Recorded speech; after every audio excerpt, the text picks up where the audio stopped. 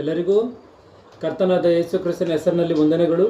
ಪ್ರೀತಿಯ ದೇವರ ಮಕ್ಕಳೇ, ಬೈಬಲ್ನಿಂದ ಒಂದು ಅಮೂಲ್ಯವಾದಂಥ, ಶ್ರೇಷ್ಠವಾದಂಥ, ವಿಶೇಷವಾದಂಥ ಸಂಗತಿಯನ್ನು ಪಾಠವಾಗಿ ಕಲಿತುಕೊಳ್ಳೋಣ. ಇವತ್ತಿನ ಪಾಠದಲ್ಲಿ ನಾವು ಕಲಿತುಕೊಳ್ಳುವಂಥ ವಿಷಯ ಏನು ಅಂತಂದರೆ, ಉದ್ಯೋಗಸ್ಥರು ದೇವರ ಸೇವೆಯನ್ನು ಮಾಡಬಹುದು ಎಂಬುದಾಗಿ ಮತ್ತೆ ಹೇಳ್ತಾ ಇದ್ದೀನಿ. ಉದ್ಯೋಗಸ್ಥರು ದೇವರ ಸೇವೆಯನ್ನು ಮಾಡಬಹುದು ಎಂಬುದಾಗಿ ಯಾಕೆ ಈ ಒಂದು ಅಂಶವನ್ನು ಆಲೋಚನೆ ಮಾಡಬೇಕು ಅಂತಂದರೆ, ಇವತ್ತು ಎಷ್ಟೋ ಜನ ಕ್ರೈಸ್ತರಿಗೆ ಬೈಬಲ್ ತಿಳಿಯದೇ ಇರುವಂಥ ಕಾರಣ, ಬೈಬಲನ್ನು ಓದಿದರೂ ಕೂಡ ಅವರಿಗೆ ಅರ್ಥವಾದಂಥ ರೀತಿಯಲ್ಲಿ ಅವರು ಇದೇ ಸತ್ಯ ಎಂಬುದಾಗಿ ಅಂದುಕೊಂಡು ಬೋಧನೆ ಮಾಡುವಂಥ ಕಾರಣ, ಎಷ್ಟೋ ಮಾತುಗಳನ್ನು ಅವರು ಸುಳ್ಳಾಗಿ ಬೋಧಿಸುತ್ತಿರುವಂಥ ಕಾರಣ ಈ ಒಂದು ವಿಚಾರವನ್ನು ಆಲೋಚನೆ ಮಾಡಬೇಕು. ಅವರು ಹೇಳುವಂಥ ಎಷ್ಟೋ ವಾಕ್ಯಕ್ಕೆ ವಿರುದ್ಧವಾದಂಥ ಮಾತುಗಳಲ್ಲಿ ಒಂದು ಸಂಗತಿ ಏನು ಅಂತಂದರೆ, ಉದ್ಯೋಗಸ್ಥರು ಅಂದರೆ ತಮಗೋಸ್ಕರವಾಗಿರ್ಬೋದು, ತಮ್ಮ ಕುಟುಂಬ ಪೋಷಣೆಗಾಗಿರ್ಬೋದು, ತಮ್ಮ ಪೋಷಣೆಗಾಗಿರ್ಬೋದು, ಅವರು ದುಡಿಯುವಂಥ ಕೆಲಸವನ್ನು ದೇವರ ಸೇವೆಯನ್ನು ಮಾಡುವಂಥವರು ಮಾಡಬಾರದು. ಒಂದು ವೇಳೆ ನೀನು ದೇವರ ಸೇವೆಯನ್ನು ಮಾಡುವಂಥದ್ದಾದರೆ ಉದ್ಯೋಗವನ್ನು ನಡೆಸಬಾರ್ದು, ಉದ್ಯೋಗವನ್ನು ನಡೆಸುವಂಥದ್ದಾದರೆ ನೀನು ದೇವರ ಕೆಲಸವನ್ನು ಮಾಡಬಾರ್ದು. ಇವೆರಡರಲ್ಲಿ ಯಾವುದೋ ಒಂದನ್ನೇ ಮಾಡಬೇಕು, ಎರಡನ್ನೂ ಕೂಡ ಮಾಡಬಾರ್ದು ಎನ್ನುವಂಥ ಆಲೋಚನೆ ಇರುವಂಥ ಕಾರಣ, ಆ ರೀತಿಯಾಗಿ ಬೋಧನೆ ಮಾಡ್ತಾ ಇರುವಂಥ ಕಾರಣ, ನಾವು ಈ ಒಂದು ವಿಷಯವನ್ನು ಬೈಬಲ್ ಪ್ರಕಾರವಾಗಿ ಆಲೋಚನೆ ಮಾಡಿ, ಈ ಒಂದು ಸಂಗತಿಯು ಸತ್ಯವಾದಂಥದ್ದ ಇಲ್ಲ ಸುಳ್ಳಾದಂಥದ್ದ, ಬೈಬಲ್ಗೆ ವಿರುದ್ಧವಾಗಿರುವಂಥ ಮಾತುಗಳ, ಬೈಬಲ್ಗೆ ಅನುಸಾರವಾಗಿರುವಂಥ ಮಾತುಗಳ, ಈ ಮಾತುಗಳನ್ನು ನಾವು ಸರಿಯಾದಂಥ ರೀತಿಯಲ್ಲಿ ಆಲೋಚನೆ ಮಾಡಿ ಅರ್ಥ ಮಾಡಿಕೊಳ್ಳಬೇಕು. ಯಾಕೆಂತಂದರೆ ಇವತ್ತು ನಾವು ಈ ಸಂಗತಿಗಳನ್ನು ಆಲೋಚನೆ ಮಾಡಿ ಅರ್ಥ ಮಾಡಿಕೊಳ್ಳಲಿಲ್ಲ ಅಂತಂದರೆ ದೇವರ ಸೇವೆ ಎನ್ನುವಂಥದ್ದಕ್ಕೆ ಏಟು ಬೀಳುತ್ತೆ, ದೇವರ ಸೇವೆಗೆ ಕುಂದುಕೊರತೆಗಳು ಉಂಟಾಗುತ್ತೆ. ಯಾಕಂದರೆ ಸೈತಾನ್ ಹಾಕುವಂಥ ಈ ಆಲೋಚನೆಗಳಿಂದ ದೇವರ ಸೇವೆ ಎನ್ನುವಂಥದ್ದು ಉನ್ನತವಾದಂಥ ರೀತಿಯಲ್ಲಿ ನಡೆಯಬೇಕು ಇವತ್ತು ಭೂಮಿ ಮೇಲೆ. ಯಾಕೆಂದರೆ ಯೇಸು ಕ್ರಿಸ್ತನ ಮಾತನ್ನು ಹೇಳಿ ಹೋಗಿದ್ದಾನೆ, ನೀವು ಈ ಕೆಲಸವನ್ನು ಮಾಡೇ ತೀರಬೇಕು ಅಂತಾನೆ. ಆಗಿರುವಂಥ ಕಾರಣ ಇದು ಸತ್ಯ ಎಂಬುದಾಗಿ ಅಂದುಕೊಳ್ಳುವಂಥದ್ದಾದರೆ ದೇವರ ಸೇವೆಗೆ ಕುಂಠಿತವಾಗುತ್ತೆ. ಯಾಕಂದರೆ ಮನುಷ್ಯನ ಜೀವಿತ, ಮನುಷ್ಯನು ದುಡಿಲಿಲ್ಲ ಅಂತ ಅಂದರೆ ಮನುಷ್ಯನು ಬದುಕೋದಕ್ಕೆ ಸಾಧ್ಯ ಇಲ್ಲ. ಮನುಷ್ಯನು ದುಡಿಲಿಲ್ಲ ಅಂತಂದರೆ ಅವನು ಜೀವಿಸೋದಕ್ಕೆ ಸಾಧ್ಯ ಇಲ್ಲ. ಇವತ್ತು ಮನುಷ್ಯನು ದುಡಿಲೇಬೇಕು, ಹಣವನ್ನು ಸಂಪಾದಿಸಲೇಬೇಕು, ಬದುಕಲೇಬೇಕು. ಇದು ಅವಶ್ಯಕವಾಗಿ ಮಾಡಬೇಕಾಗಿರುವಂಥ ಕಾರಣ, ಇವತ್ತು ಮನುಷ್ಯನು ದುಡಿದಲೇ ಇದ್ದರೆ ಮನುಷ್ಯನ ಜೀವನ ನಡೆಯದೇ ಇರುವಂಥ ಕಾರಣ, ಅವಶ್ಯಕವಾಗಿ ದುಡಿಲೇಬೇಕಾಗಿರುವಂಥ ಕಾರಣ, ಇವರು ಹೇಳುವಂಥದ್ದು ಸತ್ಯ ಎಂಬುದಾಗಿ ನೋಡುವಂಥದ್ದಾದರೆ ದೇವರ ಸೇವೆಯನ್ನು ಮಾಡಂಗಿಲ್ಲ. ಇವ್ರು ಹೇಳುವಂಥದ್ದು ಸತ್ಯ ಅನ್ನುವಂಥದ್ದಾದರೆ ದೇವರ ಸೇವೆಯನ್ನು ಮಾಡಂಗಿಲ್ಲ.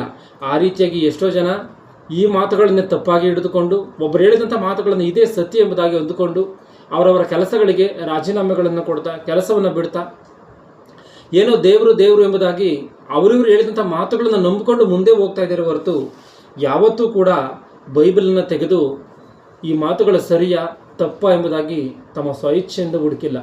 ಯಾಕೆ ಈ ಮಾತನ್ನು ಹುಡುಕಿಲ್ಲ ಅಂತಂದರೆ ಅವರಿಗೂ ಕೂಡ ವಾಕ್ಯದ ಜ್ಞಾನ ಇಲ್ಲದೇ ಇರುವಂಥ ಕಾರಣ, ಇನ್ನೊಬ್ರು ಏನು ಹೇಳ್ತಾರೋ ಅದೇ ಸತ್ಯ ಎಂಬುದಾಗಿ ಅಂದುಕೊಂಡು ಅದರಂತೆ ಮುಂದೆ ಸಾಗಿ ಹೋಗ್ತಾ ಇದ್ದಾರೆ. ಇವರು ಈ ರೀತಿಯಾಗಿ ದೇವರ ಸೇವೆಯನ್ನು ಮಾಡುವಂಥವರು, ದೇವರ ಸೇವೆಯನ್ನು ಮಾಡುವಂಥವ್ರು ಕೆಲಸವನ್ನು ಮಾಡಂಗಿಲ್ಲ, ಉದ್ಯೋಗವನ್ನು ನಡೆಸಂಗಿಲ್ಲ, ಇಲ್ಲ ಕೆಲಸವನ್ನು ಮಾಡುವಂಥದ್ದಾದರೆ ದೇವರ ಸೇವೆಯನ್ನು ಮಾಡಂಗಿಲ್ಲ ಎಂಬುದಾಗಿ ಇವರು ಹೇಳುವುದಕ್ಕೆ ಬೈಬಲಲ್ಲಿ ಕೆಲವೊಂದು ಮಾತುಗಳನ್ನು ಇವರೇ ಆಧಾರವಾಗಿ ಇಟ್ಟುಕೊಂಡಿದ್ದಾರೆ. ಅದು ಯಾವ ಮಾತುಗಳನ್ನು ಎಂಬುದಾಗಿ ನೋಡುವಂಥದ್ದರೆ ಕೆಲವೊಂದು ಮಾತುಗಳನ್ನು ಸ್ಪಷ್ಟವಾಗಿ ಗಮನಿಸಿ. ಮತ್ತಾಯನ ಬರೆದ ಸುವಾರ್ತೆ 4ನೇ ಅಧ್ಯಾಯ 18ನೇ ವಚನ 19ನೇ ವಚನ. ಹೀಗಿರುವಲ್ಲಿ ಯೇಸು ಗಲಿಲಾಯ ಸಮುದ್ರದ ಬಳಿಯಲ್ಲಿ ತಿರುಗಾಡುತ್ತಿರುವಾಗ ಅಣ್ಣ ತಮ್ಮಂದಿರಿಬ್ಬರು ಬಲೆ ಬೀಸುವುದನ್ನು ಕಂಡನು. ಅಂದ್ರೆ ಅಣ್ಣ ತಮ್ಮಂದಿರಿಬ್ಬರು ಇಲ್ಲಿ ಬಲೆ ಬೀಸು ಅಂದ್ರೆ ಕೆಲಸವನ್ನು, ಅವರ ಉದ್ಯೋಗವನ್ನು ನಡೆಸ್ತಾ ಇದ್ದಾರೆ. ಅವರ ಜೀವನೋಪಾಧಿಗೆ, ಅವರ ಜೀವನದ ಒಂದು ನಡೆಸೋದಕ್ಕೋಸ್ಕರ ದುಡಿಬೇಕಲ್ಲ, ಅದಕ್ಕೋಸ್ಕರ ಇವರು ಯಾವ ಕೆಲಸವನ್ನು ಮಾಡ್ತಾ ಇದ್ದಾರೆ. ಇದು ಪ್ರಪಂಚದಲ್ಲಿರುವಂಥ ಮನುಷ್ಯರು ಅವರವರಿಗೆ ತಕ್ಕಂಥ ರೀತಿಯಲ್ಲಿ ಒಂದು ಕೆಲಸಗಳನ್ನು ಮಾಡ್ತಾ ಇದ್ದಾರೆ. ಆದರೆ ಇವರು ಅಣ್ಣ ತಮ್ಮಂದಿರು ಏನು ಮಾಡ್ತಾ ಇದ್ದಾರೆ, ಮೀನು ಹಿಡಿಯುವಂಥದ್ದು, ಮೀನನ್ನು ತೆಗೆದುಕೊಂಡು ಹೋಗಿ ಮಾರುವಂಥದ್ದು, ಬಂದಂಥ ಆದಾಯದಲ್ಲಿ ಜೀವನವನ್ನು ನಡೆಸುವಂಥದ್ದು, ಅದು ಇವರ ವೃತ್ತಿ. ಆ ಕೆಲಸವನ್ನು ಅವರು ಮಾಡ್ತಾ ಇದ್ದಾರೆ.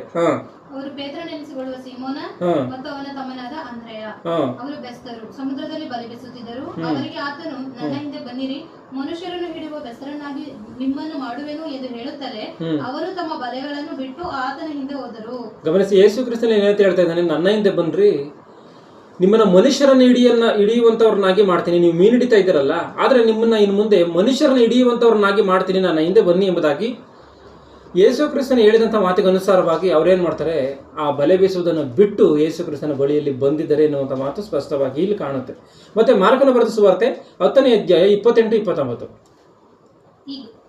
ಪೇತ್ರನು ಆತನಿಗೆ, ಇಗೋ ನಾವು ಎಲ್ಲಾ ಬಿಟ್ಟು ನಿನ್ನನ್ನು ಹಿಂಬಾಲಿಸಿದ್ದೇವೆ. ಗಮನಿಸಿ, ಯೇಸು ಇಲ್ಲಿ ಪೇತ್ರನ ಏನಂತ ಹೇಳ್ತಿದ್ದಾನೆ, ನಾವು ಎಲ್ಲವನ್ನ ಬಿಟ್ಟು, ನಮ್ಮ ಉದ್ಯೋಗವನ್ನ ಬಿಟ್ಟು ನಾವು ನಿನ್ನನ್ನು ಹಿಂಬಾಲಿಸಿದ್ದೇವಲ್ಲ.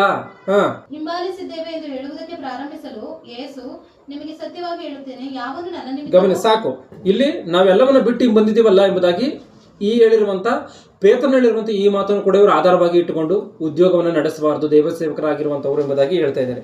ಮತ್ತೆ ಇನ್ನೊಂದು ವಚನವನ್ನು ಗಮನಿಸುವಂತಂದ್ರೆ ಆ ಮತ್ತಾಯನ ಬರೆದ ಸುವಾರ್ತೆ 9:9.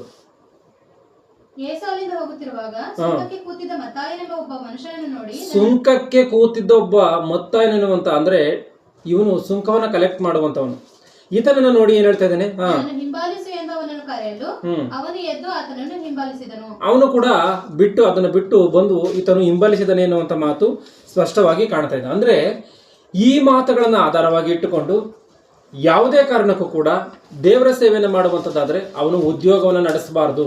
ಈ ಲೋಕದಲ್ಲಿ ಅವನ ಸ್ವಕಾರ್ಯಗಳಿಗೋಸ್ಕರ ಅವನು ಬದುಕೋದಕ್ಕೋಸ್ಕರ ದುಡಿಕೂಡುದು ಎನ್ನುವಂಥ ಮಾತನ್ನ ಇವರು ಬೋಧನೆಯನ್ನ ಮಾಡ್ತಾ ಇದ್ದಾರೆ. ಇಲ್ಲಿ ಗಮನಿಸಿ, ನಾವು ಇದು ಎಷ್ಟರ ಮಟ್ಟಿಗೆ ವಾಸ್ತವವಾದಂಥ ಸಂಗತಿಯು ಎಂಬುದಾಗಿ ನಾವು ಆಲೋಚನೆ ಮಾಡಬೇಕು. ಯಾಕೆ ಅಂತಂದರೆ ಎಲ್ಲರೂ ಕೂಡ ದೇವರ ಸೇವೆಯನ್ನು ಮಾಡ್ಬೋದಾ, ಇಲ್ಲ ಇವರು ಹೇಳುವಂಥ ಪ್ರಕಾರವಾಗಿ ಯಾರೋ ಕೆಲವರು ಮಾತ್ರವೇ ದೇವರ ಸೇವೆಯನ್ನು ಮಾಡಬೇಕಾ? ಅಂದರೆ ಉದ್ಯೋಗ ಬಿಟ್ಟಂಥವ್ರು ಮಾತ್ರವೇ ದೇವರ ಸೇವೆಯನ್ನು ಮಾಡಬೇಕಾ? ಉದ್ಯೋಗವನ್ನು ನಡೆಸ್ಕೊಂಡು ಕೂಡ ದೇವರ ಸೇವೆಯನ್ನು ಮಾಡಬೇಕಾ? ಇದನ್ನು ನಾವು ಸ್ಪಷ್ಟವಾಗಿ ಆಲೋಚನೆ ಮಾಡಬೇಕು. ಯಾಕೆಂತಂದರೆ ನಾವು ಮುಖ್ಯವಾಗಿ ಇಲ್ಲಿ ಗಮನಿಸಬೇಕಾಗಿರುವಂಥ ವಿಷಯ ಏನು ಅಂದರೆ, ಈ ಭೂಮಿ ಮೇಲೆ ದುಡಿಯದೇ ಹೊರತು ಮನುಷ್ಯನ ಬದುಕು ಸಾಧ್ಯ ಇಲ್ಲ. ಅವನು ದುಡಿಯದೇ ಕೂಡ ಬದುಕಬೇಕು ಅಂದರೆ ಕಳ್ಳತನವನ್ನು ಮಾಡಬೇಕಷ್ಟೆ. ಆಗಿರುವಂಥ ಕಾರಣ ಮನುಷ್ಯನು ದುಡಿಬೇಕಾಗಿರುವಂಥದ್ದು ಅವಶ್ಯಕವಾಗಿದೆಯಾ ಅಂತ ಅಂದರೆ ಅವಶ್ಯಕವಾಗಿದೆ. ಇಲ್ಲಿ ನಾವು ಒಂದು ವಿಷಯವನ್ನು ಆಲೋಚನೆ ಮಾಡಬೇಕು. ಇವರು ಉದ್ಯೋಗವನ್ನು ನಡೆಸಬಾರದು ಎಂಬುದಾಗಿ ಹೇಳ್ತಾ ಇದ್ದಾರೆ. ಅಂದರೆ ಈ ಉದ್ಯೋಗ ಇಲ್ಲ ಕೆಲಸ ಎಂಬುದಾಗಿ ಹೇಳುವಂಥ ಮಾತಿನ ಅರ್ಥವು ಏನು ಎಂಬುದಾಗಿ ನೋಡುವಂಥದ್ದಾದರೆ, ಏನೋ ಗೌರ್ಮೆಂಟ್ ಕೆಲಸದಲ್ಲಿ ಇರುವಂಥ ಆ ಕೆಲಸವನ್ನು ಮಾಡಿದ್ರೆ ಮಾತ್ರ ಅದು ಮಾತ್ರ ಉದ್ಯೋಗವ? ಇಲ್ಲ ಎಲ್ಲೋ ಬೇರೆ ಕಡೆ ಎಲ್ಲೋ ಹೋಗಿ ಮನೆಯಿಂದ ಹೊರಗಡೆ ಮಾಡುವಂಥ ಯಾರದೋ ಬೇರೆ ಕೆಲಸಗಳನ್ನು ಮಾಡುವಂಥ ಆ ಕೆಲಸಗಳು ಮಾತ್ರವೇ ಉದ್ಯೋಗವ?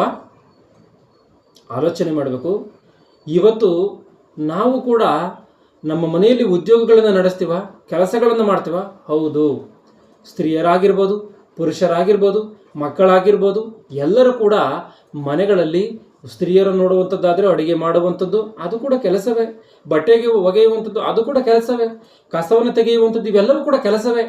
ಮಕ್ಕಳದು ಒಂದು ರೀತಿಯಾದಂಥ ಕೆಲಸ, ಹೋಗಿ ತರಕಾರಿ ತೆಗೆದುಕೊಂಡು ಬರುವಂಥದ್ದಾಗಿರ್ಬೋದು, ಇನ್ನೊಂದಾಗಿರ್ಬೋದು, ಮತ್ತೊಂದಾಗಿ ಇದು ಕೂಡ ಕೆಲಸವೇ. ಒಬ್ಬ ಪುರುಷನನ್ನು ಒಂದು ಮನೆಯಲ್ಲಿ ಗಮನಿಸುವಂಥದ್ದಾದ್ರೆ ಆತನಿಗೆ ಸಂಬಂಧಪಟ್ಟಂಥ ಕೆಲವು ಕೆಲಸಗಳಿರ್ತದೆ, ಆತನು ಕೂಡ ಅವುಗಳನ್ನು ನಡೆಸ್ತಾನೆ. ಇವರು ಉದ್ಯೋಗವನ್ನು ನಡೆಸಬಾರ್ದು, ದೇವರ ಸೇವೆಯನ್ನು ಮಾಡುವಂಥವನು ಉದ್ಯೋಗವನ್ನು ನಡೆಸಬಾರ್ದು ಎಂಬುದಾಗಿ ಹೇಳ್ತಾ ಇದ್ದಾರೆ. ಅಂದರೆ ಮತ್ತೆ ಬಟ್ಟೆಯನ್ನು ಏನಕ್ಕೆ ಒಗಿಬೇಕು, ಅಡುಗೆಯನ್ನು ಏನಕ್ಕೆ ಮಾಡಬೇಕು, ಮನೆಯ ಕೆಲಸವನ್ನು ಏನಕ್ಕೋಸ್ಕರ ಮಾಡಬೇಕು ಆಲೋಚನೆ ಮಾಡಿ. ನಮ್ಮ ಮನೆಯಲ್ಲಿ ಮಾಡುವಂಥ ಇವು ಕೆಲಸಗಳಲ್ವಾ? ಹೊರಗಡೆ ಮಾಡಿದ್ರೆ ಮಾತ್ರವೇ ಕೆಲಸವಾ? ಹಂಗಾದ್ರೆ ಇವರು ಇದನ್ನು ಮಾಡಿ ದೇವರ ಸೇವೆಯನ್ನು ಮಾಡಬಾರ್ದು, ಉದ್ಯೋಗವನ್ನು ನಡೆಸಿ ದೇವರ ಸೇವೆಯನ್ನು ಮಾಡಬಾರ್ದು ಎಂಬುದಾಗಿ ಹೇಳ್ತಾರೆ. ಅಂದರೆ ಅವರು ಅವರ ಮನೆಗಳಲ್ಲಿ ಯಾವ ಕೆಲಸವನ್ನು ಮಾಡ್ಕೊಳ್ತಾ ಇಲ್ವಾ? ಬಟ್ಟೆ ಒಗಿತಾ ಇಲ್ವಾ? ಅಡುಗೆ ಮಾಡ್ತಾ ಇಲ್ವಾ? ಕಸ ಗುಡಿಸ್ತಾ ಇಲ್ವಾ? ಮತ್ತೊಂದು ಯಾವುದು ಮಾಡ್ತಾ ಇಲ್ವಾ? ಆಲೋಚನೆ ಮಾಡಿ. ಅಂದರೆ ಇವರ ಮಾತಿನಲ್ಲಿರುವಂಥ ವಾಸ್ತವವನ್ನು ಗಮನಿಸಬೇಕು. ಇಲ್ಲಿ ಯಾವುದೋ ಒಬ್ಬ ಮನುಷ್ಯನು ಏನೋ ಅವನ ವಸ್ತ್ರಗಳು ಒಳ್ಳೆ ಸೂಟು ಬೂಟು ಹಾಕಿಕೊಂಡು ಅವನೇನೋ ದೊಡ್ಡ ಸ್ಟೇಜ್ ಮೇಲೆ ನಿಂತ್ಕೊಂಡು ಸಾವಿರಾರು ಜನಗಳ ಮುಂದೆ ಬೋಧನೆಯನ್ನು ಮಾಡಿದ್ರೆ ಏನೋ ಇದನ್ನು ದೊಡ್ಡನು ದೇವರಿಂದಲೇ ಇಳಿದು ಬಂದಿದ್ದೇನೆ ಇವಾಗಿನ ಎಂಬುದಾಗಿ ನಾವು ಅಂದುಕೊಂಡು ಈತನ ಮಾತು ಸತ್ಯ ಎಂಬುದಾಗಿ ಅಂದ್ಕೊಳ್ತೀವಿ. ಮೊದಲು ಮನುಷ್ಯನ ದೃಷ್ಟಿ ಬದಲಾಗಬೇಕು. ಆತನು ಕೋಟ್ಯಾಧಿಪತಿ ಆಗಿರ್ಬೋದು, ದುಡ್ಡಿರುವಂಥವನಾಗಿರ್ಬೋದು, ಹಣ ಇಲ್ಲದೇ ಇರುವಂಥವನಾಗಿರ್ಬೋದು, ಅವನು ಹೇಳುವಂಥ ಮಾತು ಬೈಬಲಲ್ಲಿ ಇದೆಯಾ ಇಲ್ವಾ ಇದನ್ನು ಸ್ಪಷ್ಟವಾಗಿ ನಾವು ಗಮನಿಸ್ಬೇಕು. ಯಾಕೆಂತಂದರೆ ಯಾವುದೇ ಒಂದು ವಿಷಯವನ್ನು ದೇವರ ಮಾತುಗಳ ಬಳಿಗೆ ತಂದರೆ ದೇವರ ಮಾತುಗಳು ತೀರ್ಮಾನ ಮಾಡುತ್ತೆ ಇದು ಸರಿಯಾ ಇಲ್ವಾ ಅಂತನ. ಆಗಿರುವಂಥ ಕಾರಣ ಯಾರ್ಯಾರು ಏನೇನೋ ಹೇಳ್ತಾರೆ ಅಂದರೆ ಇದನ್ನು ನಂಬಬಾರ್ದು. ಈಗ ದೇವರು ನಮಗೇನಾದರೂ ಕೆಲಸವನ್ನು ನೇಮಕ ಮಾಡಿದಾರಾ ಎಂಬುದಾಗಿ ಒಂದ್ಸರಿ ಕೆಲವೊಂದು ಮಾತುಗಳನ್ನು ನಾವು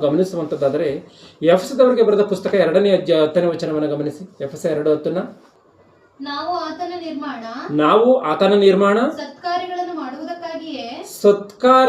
ಮಾಡುವುದಕ್ಕಾಗಿಯೇ. ಗಮನಿಸಿ, ಇಲ್ಲಿ ಏನಿದೆಯೋ ಸತ್ಯವಾದಂತ ಕಾರ್ಯಗಳು. ಸತ್ಕಾರ್ಯ ಅಂದ್ರೆ ಸತ್ಯವಾದಂತ ಕಾರ್ಯಗಳು. ಸತ್ಯವು ಯಾವುದು? ಯೋಹಾನ ಸುವಾರ್ತೆ 17:17 ಪ್ರಕಾರವಾಗಿ ನಿನ್ನ ವಾಕ್ಯವೇ ಸತ್ಯವು. ಅಂದ್ರೆ ವಾಕ್ಯದ ವಿಷಯವಾದಂತ ಕಾರ್ಯಗಳು, ದೇವರ ಮಾತುಗಳಂತೆ ಮಾಡುವಂತ ಕೆಲಸಗಳು, ದೇವರ ಮಾತಿನ ಪ್ರಕಾರವಾಗಿ ಮಾಡುವಂತ ಕೆಲಸಗಳಿದೆಯಲ್ಲ, ಇವೇ ಸತ್ಕಾರ್ಯಗಳು. ಈ ಸತ್ಕಾರ್ಯಗಳನ್ನು ಮಾಡುವುದಕ್ಕೋಸ್ಕರವೇ ಕ್ರಿಸ್ತ ಯೇಸುವಿನಲ್ಲಿ ಸೃಷ್ಟಿಸಲ್ಪಟ್ಟೆವು. ಅಂದ್ರೆ ನೀನು ಸೃಷ್ಟಿಯಾಗಿರುವಂತದ್ದೇ ದೇವರ ಕೆಲಸವನ್ನು ಮಾಡುವುದಕ್ಕೆ, ಸತ್ಕಾರ್ಯಗಳನ್ನು ಮಾಡುವುದಕ್ಕೆ. ಅಂದ್ರೆ ಸತ್ಯಕ್ಕೆ ಸಂಬಂಧಪಟ್ಟಂತ ಕೆಲಸಗಳನ್ನು ಮಾಡೋದಕ್ಕೋಸ್ಕರವೇ ನೀನು ಹುಟ್ಟಿದೆ ಎಂಬುದಾಗಿ ದೇವರ ಮಾತುಗಳನ್ನು ಬರೆಸಿಕೊಟ್ಟಿದೆ. ಗಮನಿಸಿ, ನೀನು ಉಂಟಾಗಿದ್ದೇ ದೇವ್ರ ಕೆಲಸಕ್ಕೋಸ್ಕರನಪ್ಪ. ನೀನೇನೋ ಕೆಲಸವನ್ನ ಮಾಡಬಾರ್ದು ಅಂತಲ್ಲ, ನೀನು ಉಂಟಾಗಿದ್ದೆ, ನೀನು ಸೃಷ್ಟಿ ಆಗಿದ್ದೆ ದೇವ್ರ ಕೆಲಸಕ್ಕೋಸ್ಕರವೇ ನೀನು ಸೃಷ್ಟಿಯಾಗಿದೆಯಾ ಎಂಬುದಾಗಿ ದೇವರು ತನ್ನ ಗ್ರಂಥದಲ್ಲಿ ಬರೆಸಿಕೊಟ್ಟಿರುವಂಥ ಮಾತುಗಳು ಕಣ್ಣಿಗೆ ಕಟ್ಟಿದಂಥ ರೀತಿಯಲ್ಲಿ ನಮಗೆ ಕಾಣುತ್ತೆ. ಎದುರುಗಡೆ ನಾವು ಸಾಕ್ಷಾತ್ತಾಗಿ ಪ್ರತ್ಯಕ್ಷವಾಗಿ ಕಾಣ್ತಾ ಇರುವಂಥ ಮಾತುಗಳಿವೆ. ಅಂದರೆ ಈ ಮಾತುಗಳನ್ನು ನಂಬಬೇಕಾ, ಯಾರೋ ಏನೋ ಹೇಳಿದಂಥ ಮಾತುಗಳನ್ನು ನಂಬಬೇಕಾ? ಒಂದ್ಸರಿ ಆಲೋಚನೆ ಮಾಡಬೇಕು. ಇವತ್ತು ಯಾರೋ ಒಬ್ಬ ಮನುಷ್ಯನು ನಾವು ಮಾತ್ರವೇ ಮಾಡಬೇಕು, ಇನ್ನು ಬೇರೆಯವರು ಯಾರೂ ಕೂಡ ಮಾಡಬಾರದು ಎಂಬುದಾಗಿ ಹೇಳುವಂಥದ್ದೇ ಸತ್ಯವಾಗಿದ್ರೆ, ಇವ್ರು ಹೇಳಿದಂಥ ರೀತಿಯಲ್ಲಿ ನಾವು ಮಾತ್ರವೇ ಕೆಲಸವನ್ನು ಮಾಡಬೇಕು, ಉದ್ಯೋಗವನ್ನು ಬಿಟ್ಟಿರುವಂಥವ್ರು, ಉದ್ಯೋಗವನ್ನು ನಡೆಸುವಂಥವ್ರು ಮಾಡಬಾರ್ದು ಎಂಬುದಾಗಿ ಅಂದುಕೊಳ್ಳುವಂಥದ್ದಾದರೆ, ಅಂಥವ್ರಿಗೆ ದೇವರು ಹೇಳಿರುವಂಥ ಒಂದು ಮಾತನ್ನು ಒಂದು ಗಮನಿಸಿ. ಮಾರ್ಕನ ಬರೆದ ಸುವಾರ್ತೆ 7ನೇ ಅಧ್ಯಾಯ 8-9. ಮಾರ್ಕ 7:8-9. ದೇವರ ಆಜ್ಞೆಯನ್ನು ಬಿಟ್ಟು ಮನುಷ್ಯರು ಕಲ್ಪಿಸಿದ, ಗಮನಿಸಿ, ಯಾರೋ ಬೋಧಕನೇನೋ ಹೇಳ್ತೇನೆ ಅಂತೇಳಿ ನೀನು ನಂಬುವಂಥದ್ದಾದ್ರೆ ಮನುಷ್ಯರು ಕಲ್ಪಿಸಿದಂಥ ಕಟ್ಟಳೆ ಇದು. ಕಲ್ಪನೆಯಿಂದ ಬಂದಿರುವಂಥದ್ದು, ದೇವರ ಆಲೋಚನೆಯಿಂದ ಬಂದಿರುವಂಥ ಮಾತುಗಳಲ್ಲ ಇವು. ನಿನ್ನ ಕಲ್ಪನೆ ನಿನ್ನ ದೇವರ ಮಾತುಗಳಿಗೆ ಸೇರ್ಸಂಗಿಲ್ಲ. ನಿನ್ನ ಕಲ್ಪನೆ ನಿನ್ನಲ್ಲಿಟ್ಟುಕ. ನೀನು ಇನ್ನೊಬ್ಬರಿಗೆ ಕಲ್ಪನೆಯ ಮಾತುಗಳನ್ನ ಹೇಳಂಗಿಲ್ಲ. ಯಾಕಂದ್ರೆ ಪರಿಪೂರ್ಣವಾದಂಥ ದೇವರ ಮಾತುಗಳು ಬರೆಯಲ್ಪಟ್ಟ ಮೇಲೆ ನಿನ್ನ ಕಲ್ಪನೆಯ ಮಾತು, ನಿನ್ನ ಊಹೆಯ ಮಾತು, ನಿನ್ನ ಕಥೆಗಳ ಮಾತು ಇವೆಲ್ಲವನ್ನ ನೀನು ಕಟ್ಟಿ ಮಡಿಕಬೇಕು. ಯಾವ ಬೋಧಕನಾದರೂ ಸರಿ ಆಗಿರುವಂಥ ಕಾರಣ ಇದನ್ನು ಸ್ಪಷ್ಟವಾಗಿ ಗಮನಿಸಬೇಕು. ಮುಂದೆ ಸಂಪ್ರದಾಯವನ್ನು ಹಿಡಿದಿದ್ದೀರಿ ಎಂದು ಹೇಳಿದನು.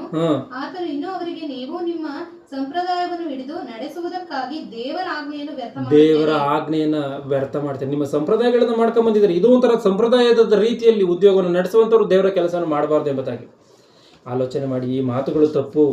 ದೇವರು ನಮಗೋಸ್ಕರ ಉದ್ಯೋಗವನ್ನ ಅಂದ್ರೆ ಸತ್ಕಾರ್ಯಗಳನ್ನ ಸಿದ್ಧಪಡಿಸಿದ್ದಾನೆ ಎನ್ನುವಂಥ ಮಾತು ಸ್ಪಷ್ಟವಾಗಿ ಗೊತ್ತಾಗುತ್ತೆ. ಆ ಉದ್ಯೋಗ ಏನು ಎಂಬುದಾಗಿ ನಾವು ಕೆಲವು ಮಾತುಗಳನ್ನು ನೋಡುವಂಥದ್ದಾದರೆ, ಯೇಸು ಕ್ರಿಸ್ತನು ಆವತ್ತು ಶಿಷ್ಯರಿಗೆ ಯಾವ ಕೆಲಸವನ್ನ ಕೊಟ್ಟಿದನೋ ಮತ್ತಾಯನ ಬರೆದ ಸುವಾರ್ತೆ 28ನೇ ಅಧ್ಯಾಯ 19-20 ಗಮನಿಸಿ. ಆದ್ದರಿಂದ ನೀವು ಹೊರಟು ಹೋಗಿ ಎಲ್ಲಾ ದೇಶಗಳ ಜನರನ್ನ ಶಿಷ್ಯರನ್ನಾಗಿ ಮಾಡಿರಿ. ಅಂದ್ರೆ ಎಲ್ಲಾ ದೇಶಗಳ ಜನರನ್ನ ಶಿಷ್ಯರನ್ನಾಗಿ ಮಾಡಿರಿ. ಅಂದ್ರೆ ಯೇಸು ಕ್ರಿಸ್ತನ ಇಲ್ಲಿ ಕೆಲಸವನ್ನ ಹೇಳ್ತಾ ಇದ್ದಾನೆ. ಹೌದು, ಕೆಲಸವನ್ನ, ಶಿಷ್ಯಂದಿರಿಗೆ ಕೆಲಸವನ್ನ ಹೇಳ್ತಾ ಇದ್ದೇನೆ. ನೀವು ಹೋಗಿ ಎಲ್ಲ ಜನಗಳನ್ನ ಶಿಷ್ಯಂದಿರನ್ನಾಗಿ ಮಾಡ್ರಿ, ಈ ಕೆಲಸವನ್ನ ಮಾಡ್ರಿ, ನಾನು ಹೇಳಿರುವಂತ ಕೆಲಸವನ್ನ ಮಾಡ್ರಿ ಎಂಬುದಾಗಿ ಆತನ ಹೇಳ್ತಾ ಇದ್ದೇನೆ. ಮತ್ತೆ ಮಾರ್ಕನ ಬರೆದ ಸುವಾರ್ತೆ 16:15. ಆಮೇಲೆ ಅವರಿಗೆ, ಲೋಕದ ಎಲ್ಲಾ ಕಡೆಗೆ ಹೋಗಿ ಜಗತ್ತಿಗೆಲ್ಲ ಸುವಾರ್ತೆಯನ್ನು ಸಾರಿರಿ, ನಂಬಿ ದೀಕ್ಷಾಸ್ನಾನ ಮಾಡಿಸಿ. ಗಮನಿಸಿ, ನೀವು ಜಗತ್ತಿಗೆಲ್ಲ ಹೋಗಿ ಸರ್ವಲೋಕಕ್ಕೆ ಸುವಾರ್ತೆಯನ್ನು ಸಾರಿರಿ. ಇದು ಕೆಲಸ.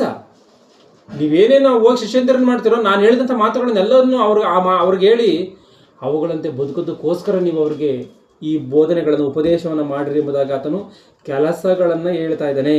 1 ಪೇತ್ರ 2:9 ಅದೇನಿದೆಯೋ ಗಮನಿಸಿ. ನೀವಾದರೂ ನಿಮ್ಮನ್ನು ಕತ್ತಲೆಯೊಳಗಿಂದ ಕರೆದು ತನ್ನ ಆಶ್ಚರ್ಯಕರವಾದ ಬೆಳಕಿನಲ್ಲಿ ಸೇರಿಸಿದಾತನ ಗುಣಾತಿಶಯಗಳನ್ನ ಪ್ರಚಾರ ಮಾಡುವವರಾಗುವಂತೆ ದೇವರಾದುಕೊಂಡಂತ ಜನಾಂಗ, ರಾಜವಂಶಸ್ಥರಾದಂತ ಯಾಜಕರು. ಅಂದ್ರೆ ಪ್ರಚಾರ ಮಾಡುವಂಥದ್ದು ಇದು ಸುವಾರ್ತೆ ಕೆಲಸವೇ. ಯೇಸು ಕ್ರಿಸ್ತನ್ ಹೇಳಿದ್ದು ಕೂಡ ಸುವಾರ್ತೆ ಕೆಲಸವೇ. ಅಂದ್ರೆ ಯೇಸು ಕ್ರಿಸ್ತನ್ ಈ ಮಾತುಗಳನ್ನ ಹೇಳ್ತಾ ಇದ್ದಾನೆ. ನೀವು ಸೇವೆ ಕೆಲಸವನ್ನ ಮಾಡಿ, ಸುವಾರ್ತೆಯನ್ನ ಸಾರಿರಿ, ದೀಕ್ಷಾಸ್ನಾನವನ್ನ ಕೊಡ್ರಿ, ನಾನು ಹೇಳಿದಂಥ ಮಾತುಗಳನ್ನ ಅವ್ರಿಗೆ ಹೇಳಿ ಅದರಂತೆ ಬದುಕೋದಕ್ಕೋಸ್ಕರ ಅವ್ರಿಗೆ ಪ್ರೇರೇಪಣೆ ಕೊಡ್ರಿ ಎಂಬುದಾಗಿ ಎಷ್ಟೆಲ್ಲ ಕೆಲಸಗಳನ್ನ ಹೇಳಿದಾನ. ಹೌದು ಎನ್ನುವಂಥ ಮಾತುಗಳು ಬೈಬಲಲ್ಲಿ ಸ್ಪಷ್ಟವಾಗಿ ನಾವು ಓದ್ಕೊಂಡಂಥ ವಿಷಯಗಳಲ್ಲಿ ಗೊತ್ತಾಗುತ್ತೆ. ಆಗಿರುವಂಥ ಕಾರಣ ಇಲ್ಲಿ ನೀವು ಸತ್ಕಾರ್ಯಗಳನ್ನು ಮಾಡೋದಕ್ಕೋಸ್ಕರವೇ ಸೃಷ್ಟಿಸಲ್ಪಟ್ಟಿದ್ದೀರಾ ಎನ್ನುವಂಥ ಮಾತಾಗಿರ್ಬೋದು, ನೀವು ಜಗತ್ತಿಗೆಲ್ಲ ಹೋಗಿ ಸರ್ವಲೋಕಕ್ಕೆ ಸುವಾರ್ತೆಯನ್ನು ಸಾರ್ರಿ ಎನ್ನುವಂಥ ಹೇಳಿರುವಂಥ ಈ ಮಾತುಗಳಾಗಿರ್ಬೋದು, ಅಪೊಸ್ತಲರಿಗೆ ಮಾತ್ರವೇ ಸಂಬಂಧಪಟ್ಟಂಥದ್ದಾ? ಅಲ್ಲ. ಹಂಗಂದ್ರೆ ತಪ್ಪು.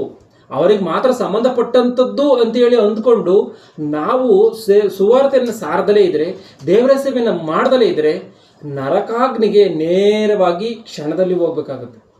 ಆಗಿರುವಂಥ ಕಾರಣ ಬೈಬಲ್ನಲ್ಲಿರುವಂಥ ಮಾತುಗಳನ್ನು ಕೀರ್ತನೆಗಳು 1ನೇ ಅಧ್ಯಾಯದಲ್ಲಿ ಬರೆಯಲ್ಪಟ್ಟಂಥ ರೀತಿಯಲ್ಲಿ ಹಗಲು ರಾತ್ರಿ ಧ್ಯಾನಿಸದೇ ಇದ್ದರೆ ಈ ಮಾತುಗಳು ಅರ್ಥವಾಗಲ್ಲ. ಈ ಮಾತುಗಳನ್ನೆಲ್ಲವನ್ನ ಗಮನಿಸಿ, ಈ ಮಾತುಗಳು ಯಾರಿಗೆ ಹೇಳಲ್ಪಟ್ಟಿದೆ? ಅಪೊಸ್ತಲರಿಗೆ ಮಾತ್ರವೇ ಹೇಳಲ್ಪಟ್ಟಿದೆಯಾ? ಅಪೊಸ್ತಲರಿಗೆ ಕೆಲವರಿಗೆ ಅವರಿಗೆ ಹೇಳಿರುವಂಥ ಮಾತುಗಳು ಕೆಲವಿದೆ, ಅವ್ರಿಗೆ ಕೊಟ್ಟಿರುವಂಥ ಕೆಲಸಗಳು ಕೆಲವಿದೆ, ಎಲ್ಲರಿಗೂ ಕೊಟ್ಟಿರುವಂಥ ಕೆಲಸಗಳು ಕೆಲವಿದೆ. ಅದು ಯಾವ ರೀತಿಯಾಗಿ ಅಂತಂದರೆ, ಅದ್ಭುತಗಳನ್ನು, ಸೂಚಕ ಕಾರ್ಯಗಳನ್ನು, ಸ್ವಸ್ಥತೆಗಳನ್ನು ಮಾಡುವಂಥ ಅಧಿಕಾರವನ್ನು ಕೊಟ್ಟಿರುವಂಥದ್ದು ಅಪೊಸ್ತಲರಿಗೆ ಮಾತ್ರ. ಅದು ನಮಗಿಲ್ಲ, ಈಗಿನವರಿಗೆ ಯಾರಿಗೂ ಕೂಡ ಇಲ್ಲ. ಯಾವ ಸ್ವಸ್ಥತ ಬೋಧಕ ಅಂತ ಹೇಳಿ ಹೇಳ್ಕೊಳ್ತಾರಲ್ಲ, ಯಾವನಿಗೂ ಈ ಭೂ ಪ್ರಪಂಚದಲ್ಲಿ ಇಲ್ಲ. ಸುವಾರ್ತೆ ಸೇವೆ ಮಾಡಬೇಕನ್ನುವಂಥದ್ದು ಪ್ರಪಂಚದ ಎಲ್ಲ ಮನುಷ್ಯರಿಗೂ ಹೇಳಿರುವಂಥದ್ದು. ಗಮನಿಸಿ, ಯಾರೋ ಒಬ್ಬರಿಗೆ ಮಾತ್ರವೇ ಅಲ್ಲ, ಉದ್ಯೋಗ ಮಾಡುವಂಥವ್ರಿಗೆ ಮಾತ್ರವೇ ಅಲ್ಲ, ಉದ್ಯೋಗವನ್ನು ಮಾಡದೇ ಇರುವಂಥವ್ರಿಗೆ, ಇವರಿಬ್ಬರಲ್ಲಿ ಯಾರೋ ಒಬ್ರಿಗಲ್ಲ. ನೀನು ಉದ್ಯೋಗವನ್ನು ಮಾಡ್ತೀಯಾ ಬಿಡ್ತೀಯಾ ಅದು ಸೆಕೆಂಡರಿ ವಿಚಾರ. ನೀ ದೇವರ ಕೆಲಸವನ್ನು ಮಾಡೇ ತೀರಬೇಕು, ನೀನು ಪರಲೋಕಕ್ಕೆ ಹೋಗಬೇಕು ಅಂದರೆ ಎಂಬುದಾಗಿ ನಾವು ಸ್ಪಷ್ಟವಾಗಿ ಅರ್ಥ ಮಾಡಿಕೊಳ್ಬೇಕು. ಯಾಕೆಂದರೆ ಮನುಷ್ಯನ ಬದುಕು ದುಡಿಯದಲ್ಲೇ ಇದ್ದರೆ ಅವನು ಜೀವಿಸೋದಕ್ಕೆ ಸಾಧ್ಯ ಇಲ್ಲ.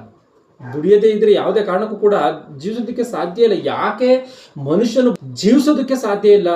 ಈ ಭೂಮಿಯಲ್ಲಿ ಮನುಷ್ಯನು ತನ್ನ ಬದುಕನ್ನು ಸಾಗಿಸ್ಬೇಕಂದ್ರೆ ದುಡದೇ ತೀರಬೇಕು, ದುಡಿದ್ರೇನೆ ಆಗುತ್ತೆ ಅನ್ನುವಂಥ ಮಾತನ್ನು ಏನಕ್ಕೋಸ್ಕರ ಹೇಳ್ತಾ ಇದ್ದೀನಿ ಅಂದರೆ, ದೇವರು ಕೊಟ್ಟಿರುವಂಥ ಒಂದು ಶಾಪವನ್ನು ಗಮನಿಸಿ. ಆದಿಕಾಂಡ ಗ್ರಂಥ 3ನೇ ಅಧ್ಯಾಯ 17ನೇ ವಚನದಲ್ಲಿ, ಆದಿಕಾಂಡ 3:17 ಮತ್ತು ಪುರುಷನಿಗೆ ತಿನ್ನಬಾರದೆಂದು ನಾನು ನಿನಗೆ ಆಜ್ಞಾಪಿಸಿದ ಮರದ ಫಲವನ್ನು ನೀನು ಹೆಂಡತಿಯ ಮಾತು ಕೇಳಿ ತಿಂದ ಕಾರಣ ನಿನ್ನ ನಿಮಿತ್ತ ಭೂಮಿಗೆ ಶಾಪ ಬಂತು. ನಿನ್ನ ನಿಮಿತ್ತ ಭೂಮಿಗೆ ಶಾಪ ಬಂತು. ಆದಾಮನು ಮಾಡಿದಂಥ ತಪ್ಪಿಗೆ ಭೂಮಿಗೆ ಶಾಪವಾ? ಗಮನಿಸಿ, ಅಂದ್ರೆ ಭೂಮಿಯಲ್ಲಿ ಬರುವಂಥ ಸಾರದಿಂದಲೇ ಮನುಷ್ಯನು ಬದುಕಬೇಕಾಗಿರುವಂಥ ಕಾರಣ ಭೂಮಿಗೆ ಶಾಪವನ್ನು ಕೊಟ್ಟರೆ ಮನುಷ್ಯನು ನೇರವಾಗಿ ಆದಾಮನಿಗೆ ಕೇಡನ್ನು ಮಾಡ್ದಂಗೆ. ನಿನ್ನ ಜೀವಮಾನವೆಲ್ಲ ಅಂದ್ರೆ ಆವತ್ತಿನವರೆಗೂ ಕೂಡ ಹಣ್ಣನ್ನು ಬಿಡ್ತಾ ಇತ್ತು, ಕಿತ್ಕೊಂಡು ತಿಂದು ಬದುಕಬೇಕಾಗಿದ್ದಿತ್ತು ಅಷ್ಟೇ ಇವನ ಕೆಲಸ. ಆದ್ರೆ ಇನ್ಮೇಲೆ ಏನ್ ಬದಲಾಯಿತಾಗಿದೆ? ನಿನ್ನ ಜೀವಮಾನವೆಲ್ಲ ದುಡಿದು ದುಡಿದು ಭೂಮಿಯ ಹುಟ್ಟುವಳಿಯನ್ನು ತಿನ್ನ. ದುಡಿದು ಗಮನಿಸಿ, ನೀನ್ ಬದುಕಬೇಕಾ? ದುಡಿಬೇಕು. ನೀನ್ ಜೀವನ ಸಾಗಿಸ್ಬೇಕಾ? ದುಡಿಬೇಕು. ಆದ್ರೆ ಅವಾಗಿನ ಕಾಲದಲ್ಲಿ ನೀನ್ ಬದುಕಬೇಕಾ? ದುಡಿಬೇಡ. ನೀನೇನು ಅದನ್ನ ದೇವರು ಮಾಡಿದಂಥ ಪ್ರಕೃತಿಯಲ್ಲಿ ಇಟ್ಟಂಥ ಹಣ್ಣು ಹಂಪಲಗಳನ್ನು ತಿಂದುಕೊಂಡು ಬದುಕಬೇಕಾಗಿತ್ತು ಅಷ್ಟೇ ನೀನು. ಆದರೆ ದೇವರು ಕೊಟ್ಟಂಥ ಶಾಪದಿಂದ ಯಾವ ರೀತಿಯಾಗಾಯಿತು? ದುಡಿಬೇಕು, ಬದುಕಬೇಕು. ದುಡಿದ್ರೆ ನಿನ್ನ ಜೀವನ, ಇಲ್ಲ ಅಂತಂದರೆ ಯಾವುದೇ ಕಾರಣಕ್ಕೂ ಕೂಡ ಮನುಷ್ಯನು ಬದುಕೋದಕ್ಕೆ ಸಾಧ್ಯ ಇಲ್ಲ ಎಂಬುದಾಗಿ ದೇವರೇ ಶಪಿಸಿದ್ದಾನೆ. ಆಗಿರುವಂಥ ಕಾರಣ ಈ ಒಂದು ಉದ್ಯೋಗವನ್ನು ನಡೆಸಲಿದ್ರೆ ಮನುಷ್ಯನು ಬದುಕೋದು ಸಾಧ್ಯನಾ? ಇಲ್ಲ. ಅವನು ದುಡಿದಲೇ ಇದ್ರೂ ಕೂಡ ಅವನು ಬದುಕಬೇಕು ಅಂತಂದ್ರೆ ಕಳೆತನ ಮಾಡಿ ಬದುಕಬೇಕಷ್ಟೇನೆ. ಆಗಿರುವಂಥ ಕಾರಣ ಮನುಷ್ಯನು ದುಡಿಯುವುದಕ್ಕೂ ದೇವರ ಸೇವೆಯನ್ನು ಮಾಡೋದಕ್ಕೂ ಯಾವ ಸಂಬಂಧ ಇಲ್ಲ. ಅಂದ್ರೆ ನೀನು ದುಡಿತೀಯೋ ಬಿಡ್ತೀಯೋ ಸೆಕೆಂಡರಿ ವಿಚಾರ. ನೀನು ದೇವರ ಕೆಲಸವನ್ನು ಮಾಡೇ ತೀರ್ಬೇಕು. ಈಗ ನೀನು ಬದುಕಬೇಕು ಅಂದ್ರೆ, ಜೀವಿಸ್ಬೇಕು ಅಂದ್ರೆ ಏನು ಮಾಡಬೇಕು? ದೇವರು ಕೊಟ್ಟಂಥ ಶಾಪಕ್ಕನುಸಾರವಾಗಿ ನೀನು ದುಡಿದೇ ತೀರ್ಬೇಕು. ಈತ ದೇವರ ಕೆಲಸವನ್ನು ಮಾಡ್ದಲೇ ಇರಂಗಿಲ್ಲ. ನೀನು ಬದುಕಬೇಕಂದ್ರೆ ದುಡಿಬೇಕು ಅಂದ್ರೆ ಏನರ್ಥ? ಅದನ್ನು ಮಾಡಬೇಕು, ಇದನ್ನು ಮಾಡಬೇಕು ಅಂತ. ನೀನು ಉದ್ಯೋಗವನ್ನು ನಡೆಸಬೇಕು, ದೇವರ ಸೇವೆಯನ್ನು ಕೂಡ ಮಾಡೇ ತೀರ್ಬೇಕು. ಉದ್ಯೋಗ ಎನ್ನುವಂಥದ್ದು ಬಂದರೆ ಆ ಒಂದು ಸಂಪಾದನೆ ಎನ್ನುವಂಥದ್ದು ಬರ್ತದೆ. ಆದರೆ ಈ ಉದ್ಯೋಗವನ್ನು ಮಾಡುವಂಥ ಸಮಯದಲ್ಲಿ ಮನುಷ್ಯರು ಯಾವ ರೀತಿಯಾಗಿ ತಯಾರಿದ್ದಾರೆ ಅಂತಂದರೆ, ದುಡಿದು ಸಂಪಾದನೆ ಮಾಡೋದಕ್ಕೆ ಹೋದರೆ ಬಹಳ ವರ್ಷಗಳು ಬೇಕಾತನು ಒಂದು ವೇಳೆ ಹಣವಂತನಾಗುವುದಕ್ಕೆ, ಶ್ರೀಮಂತನಾಗುವುದಕ್ಕೆ. ಆದರೆ ಇವತ್ತು ಬೋಧಕರ ವಿಷಯ ಯಾವ ರೀತಿಯಾಗಿ ಆಗಿದೆ ಅಂತಂದರೆ, ದೇವರ ಹೆಸರನ್ನ ಹೇಳ್ಕೊಂಡು ಬಹಳ ಸ್ವಲ್ಪ ಸಮಯದಲ್ಲೇ ಕೋಟ್ಯಾಧೀಶ್ವರರಾಗಿ ಬದಲಾಗ್ತಾ ಇದ್ದಾರೆ. ಅಂದರೆ ಉದ್ಯೋಗಸ್ಥನು 6 ದಿನಗಳು ಕಷ್ಟಪಟ್ಟು 1 ದಿನ ವಿಶ್ರಮಿಸಿಕೊಂಡ್ರೆ, ಬೋಧಕರಾದಂಥವರು 6 ದಿನಗಳು ವಿಶ್ರಮಿಸಿಕೊಂಡು 1 ದಿನ ಮಾತ್ರವೇ ಒಂದು ಮಾತುಗಳನ್ನು, ದೇವರ ಮಾತುಗಳು ಎಂಬುದಾಗಿ ಹೇಳಿ ಅವರನ್ನು ಸುಲಿದುಕೊಂಡು ದಶಮ ಭಾಗಗಳು ಎಂಬುದಾಗಿ ಆಗಿರ್ಬೋದು, ಕಾಣಿಕೆಗಳು ಎಂಬುದಾಗಿ ಆಗಿರ್ಬೋದು, ಇವೆಲ್ಲವುಗಳನ್ನು ತೆಗೆದುಕೊಂಡು ಕೋಟ್ಯಾಧೀಶ್ವರರಾಗಿ ಬದುಕ್ತಾ ಇದ್ದಾರೆ. ಆಲೋಚನೆ ಮಾಡಿ. ಅಂದ್ರೆ ದೇವರು ಇದಕ್ಕೋಸ್ಕರ ನೇಮಕ ಮಾಡಿದ್ದಾರೆ? ಮನುಷ್ಯನನ್ನು ದೇವರು ಇದಕ್ಕೋಸ್ಕರ ನೇಮಕ ಮಾಡಿಲ್ಲ. ಸತ್ಕಾರ್ಯಗಳನ್ನು ಮಾಡೋದಕ್ಕೋಸ್ಕರ ದೇವ್ರನ್ನ ಸೃಷ್ಟಿ ಮಾಡಿದ್ದಾನೆ ಅನ್ನುವಂಥ ಮಾತು ಕಾಣುತ್ತೆ. ಇದು ಸತ್ಕಾರ್ಯ ಅಲ್ಲ. ನೀನು ಸುಳ್ಳನ್ನು ಹೇಳಿ ಕಿತ್ಕೊಳ್ಳುವಂಥದ್ದು ಸತ್ಕಾರ್ಯ ಅಲ್ಲ. ನೀನು ದಶಮ ಭಾಗವನ್ನು ತೆಗೆದುಕೊಳ್ಳೋದಕ್ಕೆ ನೀನು ಯಾವ ಇಸ್ರಾಯೇಲರಿಗೆ ಸಂಬಂಧಪಟ್ಟಂಥವನಲ್ಲ, ಇಸ್ರಾಯೇಲನಲ್ಲ, ನೀನು ಹಳೆ ಒಡಂಬಡಿಕೆ ಕಾಲ ಅಲ್ಲ ಇದು. ನೀನು ಲೇವಿಯನ ಯಾಜಕೋದ್ಯೋಗವನ್ನು ನಡೆಸ್ತಾ ಇದೆಯಾ? ಆಲಯ ಇದೆಯಾ, ಬಲಿಗಳಿದೆಯಾ? ಗಮನಿಸಿ, ಹೊಸ ಒಡಂಬಡಿಕೆ ಬರುವಂಥ ಸಮಯದಲ್ಲಿ ಈ ಹಳೆ ಒಡಂಬಡಿಕೆ ಎನ್ನುವಂಥದ್ದು ರದ್ದಾಗಿದೆ ಎನ್ನುವಂಥ ಮಾತುಗಳು ಸ್ಪಷ್ಟವಾಗಿದ್ದರೂ ಕೂಡ ದಶಮ ಭಾಗವನ್ನು ಮಾತ್ರ ತೆಗೆದುಕೊಂಡು ನೀನು ಸುನ್ನತಿಯನ್ನು ಮಾಡಿಕೊಳ್ಳದಲ್ಲೇ ಇರುವುದಕ್ಕೆ ಕಾರಣ ಏನು? ದಶಮ ಭಾಗವನ್ನು ಮಾತ್ರ ತೆಗೆದುಕೊಂಡು ಹಬ್ಬಗಳನ್ನು ಮಾಡದಲ್ಲೇ ಇರುವುದಕ್ಕೆ ಕಾರಣ ಏನು? ದಶಮ ಭಾಗವನ್ನು ಮಾತ್ರವೇ ತೆಗೆದುಕೊಂಡು ಬಲಿಗಳನ್ನು ಅರ್ಪಿಸದೇ ಇರುವುದಕ್ಕೆ ಕಾರಣ ಏನು? ಅಂದ್ರೆ ನಿನಗೆ ಮನಸ್ಸಿಗೆ ಬಂದಂಥ ರೀತಿಯಲ್ಲಿ ಬೈಬಲ್ಗಳನ್ನು ಬಳಸಿಕೊಳ್ಳುವಂಥದ್ದ? ರೋಮಪುರದವರಿಗೆ ಬರೆದ ಪತ್ರಿಕೆ 16ನೇ ಅಧ್ಯಾಯ 18ನೇ ವಚನವನ್ನು ಗಮನಿಸಿ. ಅಂಥವರು ಕರ್ತನಾದ ಕ್ರಿಸ್ತನ ಸೇವೆಯನ್ನು ಮಾಡದೆ ತಮ್ಮ ಹೊಟ್ಟೆ ಸೇವೆಯನ್ನೇ ಮಾಡುವಂತವರಾಗಿ ನಯದ ನುಡಿಗಳಿಂದಲೂ, ಅಂದ್ರೆ ನಯದ ನುಡಿಗಳು ಏನೋ ಮಾತು ಬಲ್ಲಂತ ರೀತಿಯಲ್ಲಿ ಬಹಳ ಒಂದು ಹಿತವನ್ನು ಹೇಳ್ತಾನೇನೋ, ಒಬ್ಬ ಹಿತೋಪದೇಶನೇನೋ ಎನ್ನುವಂಥ ರೀತಿಯಲ್ಲಿ ಹಿತವಾದಂಥ ರೀತಿಯಲ್ಲಿ ಮಾತನಾಡುವಂಥದ್ದು ಮೋಸ ಮಾಡುವಂಥದ್ದು. ಈ ರೀತಿಯಾಗಿ ನಯದ ಮಾತುಗಳನ್ನು ಮಾತನಾಡ್ತಾ ಮೋಸಪಡಿಸುವಂಥ ಕಾರ್ಯಗಳು, ನಯದ ನುಡಿಗಳಿಂದಲೂ ಹೊಗಳಿಕೆಯ ಮಾತುಗಳಿಂದಲೂ ನಿಷ್ಕಪಟಿಗಳ ಹೃದಯಗಳನ್ನ ಮೋಸಗೊಳಿಸುತ್ತಾರೆ. ಗಮನಿಸಿ, ಇವರು ತಮ್ಮ ಹೊಟ್ಟೆಯ ಸೇವೆಯನ್ನು ಮಾಡುವಂಥವರೇ ಹೊರತು ಕ್ರಿಸ್ತನ ಸೇವೆಯನ್ನು ಮಾಡುವಂಥವರಲ್ಲ ಇವರು. ಯಾಕೆಂತಂದ್ರೆ ನೀನು ಏನೋ ನಿನ್ನ ಬದುಕಿಗೋಸ್ಕರ ನೀನು ಹೋಗಿ ದುಡಿಬೇಕು, ಇನ್ನೊಬ್ಬರ ಮೇಲೆ ನೀನು ಕೈಯ ಚಾಚಿ ಬದುಕೋದಕ್ಕೆ ನಿನಗೆ ಅವಕಾಶ ಎನ್ನುವಂಥದ್ದು ಇಲ್ಲ, ಅಧಿಕಾರ ಎನ್ನುವಂಥದ್ದು ಇಲ್ಲ. ಅವ್ರ ಪ್ರೀತಿಯಿಂದ ಕೊಟ್ಟರೆ ನೀನು ಸ್ವೀಕರಿಸ್ಬೇಕು ಅಷ್ಟೇನೇ. ಅದು ಕೊಡ್ತಾನೆ ಬಿಡ್ತಾನೆ, ಅದು ಅವರಿಗೆ ಬಿಟ್ಟಿದ್ದು. ಹಳೆ ಒಡಂಬಡಿಕೆ ಅಲ್ಲ ನೀನು ದಶಮ ಭಾಗವನ್ನು ತೆಗೆದುಕೊಳ್ಳೋದಕ್ಕೆ. ದಶಮ ಭಾಗವನ್ನು ಕೊಟ್ಟೇ ಕೊಡಬೇಕು ಅನ್ನುವಂಥ ರೂಲು ಇವತ್ತಿಗೆ ಇಲ್ಲ. ಇದನ್ನು ಸ್ಪಷ್ಟವಾಗಿ ಗಮನಿಸಬೇಕು. ಅಂದರೆ ಇಂಥವರ ಮಾತುಗಳನ್ನು ನಾವು ಕೇಳ್ತಾ ಇದ್ರೆ ಏನಾಗುತ್ತೆ ಅಂತಂದರೆ, ಈ ಒಂದು ದೇವರ ಕರಿಬೇಕೆ ಎನ್ನುವಂಥದ್ದು ಇವರಿಗೆ ಮಾತ್ರವೇ ಇದೆಯೇನೋ, ಇನ್ಯಾರಿಗೂ ಕೂಡ ಇಲ್ವೇನೋ, ಇನ್ನೆಲ್ಲರೂ ಕೂಡ ನರಕಕ್ಕೆ ಹೋಗ್ಬೇಕೇನೋ ಎಂಬುದಾಗಿ ಅಂದ್ಕೊಳ್ಳುವಂಥದ್ದು ಸತ್ಯನೇನೋ ಅನ್ನಿಸ್ಬಿಡ್ತದೆ. ನಮಗೆ ನಾವೇ ಆ ರೀತಿಯಾಗಿ ಅಂದ್ಕೊಳ್ಳೋ ರೀತಿಯಲ್ಲಿ ಪ್ರೇರೇಪಣೆ ಬಂದ್ಬಿಡ್ತದೆ. ಅಷ್ಟರ ಮಟ್ಟಿಗೆ ನಯದ ಮಾತುಗಳನ್ನು ಮಾತನಾಡ್ತಾರೆ. ಆಗಿರುವಂಥ ಕಾರಣ ಇವೆಲ್ಲವೂ ಕೂಡ ಸುಳ್ಳು ಮಾತುಗಳು. ಇಲ್ಲಿ ಯೇಸು ಕ್ರಿಸ್ತನ ವಿಷಯವನ್ನು ಗಮನಿಸುವಂಥದ್ದಾದರೆ, ಯೇಸು ಕ್ರಿಸ್ತನು ಕರೆದಿದ್ದಂಗೆ ಯಾಕೆ ಅವ್ರ ಉದ್ಯೋಗಗಳನ್ನು ಬಿಟ್ಟು ಬರುವಂಥ ಕಾರ್ಯಗಳು ಇವೆಲ್ಲವೂ ಇದೆ ಅಂತ ಅಂದರೆ, ಯೇಸು ಕ್ರಿಸ್ತನು ಈ ಭೂಮಿ ಮೇಲೆ ದೇವರ ಸೇವೆಯನ್ನು ನಡೆಸುವಂಥ ಕಾಲ ಕೇವಲ 3.5 ವರ್ಷಗಳು ಮಾತ್ರವೇ. 33.5 ವರ್ಷ ಜೀವಿತ ಕಾಲದಲ್ಲಿ 3.5 ವರ್ಷಗಳು ಮಾತ್ರವೇ ಆತನು ದೇವರ ಸೇವೆಯನ್ನು ಮಾಡಬೇಕಾಗಿರುವಂಥ ಕಾರಣ, ಆ ಸಮಯದಲ್ಲಿ ಒಂದು ವೇಳೆ ಉದ್ಯೋಗ ಎಂಬುದಾಗಿ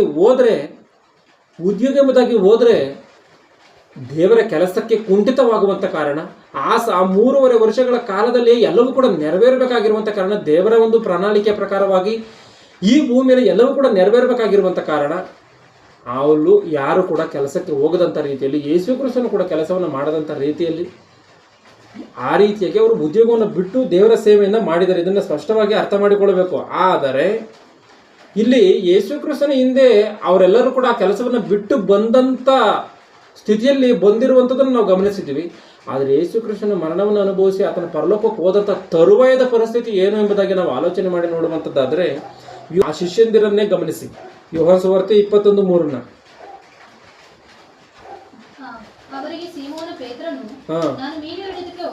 ನಾನು ಮೀನು ಹಿಡಿಯುವುದಕ್ಕೆ ಹೋಗುತ್ತೇನೆಂದು ಹೇಳಲು ಅವರು ನಾವು ನಿನ್ನ ಸಂಗಡ ಬರುತ್ತೇವೆ. ಗಮನಿಸಿ, ಯೇಸು ಕ್ರಿಸ್ತನ ಜೊತೆಯಲ್ಲಿ ಉದ್ಯೋಗವನ್ನು ಬಿಟ್ಟು ಯೇಸು ಕ್ರಿಸ್ತನ ಜೊತೆಯಲ್ಲಿ ಬಂದಿದ್ದಾರೆ. ಆತನಿನ ಮರಣಿಸಿ ಪುನರುತ್ಥಾನನಾಗಿ ಹೋದ ನಂತರ ಇವ್ರು ಏನು ಮಾಡ್ತಿದ್ದಾರೆ, ನಾನು ಕೆಲಸಕ್ಕೆ ಹೋಗ್ತೀನಿ ಎಂಬುದಾಗಿ ಹೇಳ್ತಾ ಇದ್ದಾರೆ.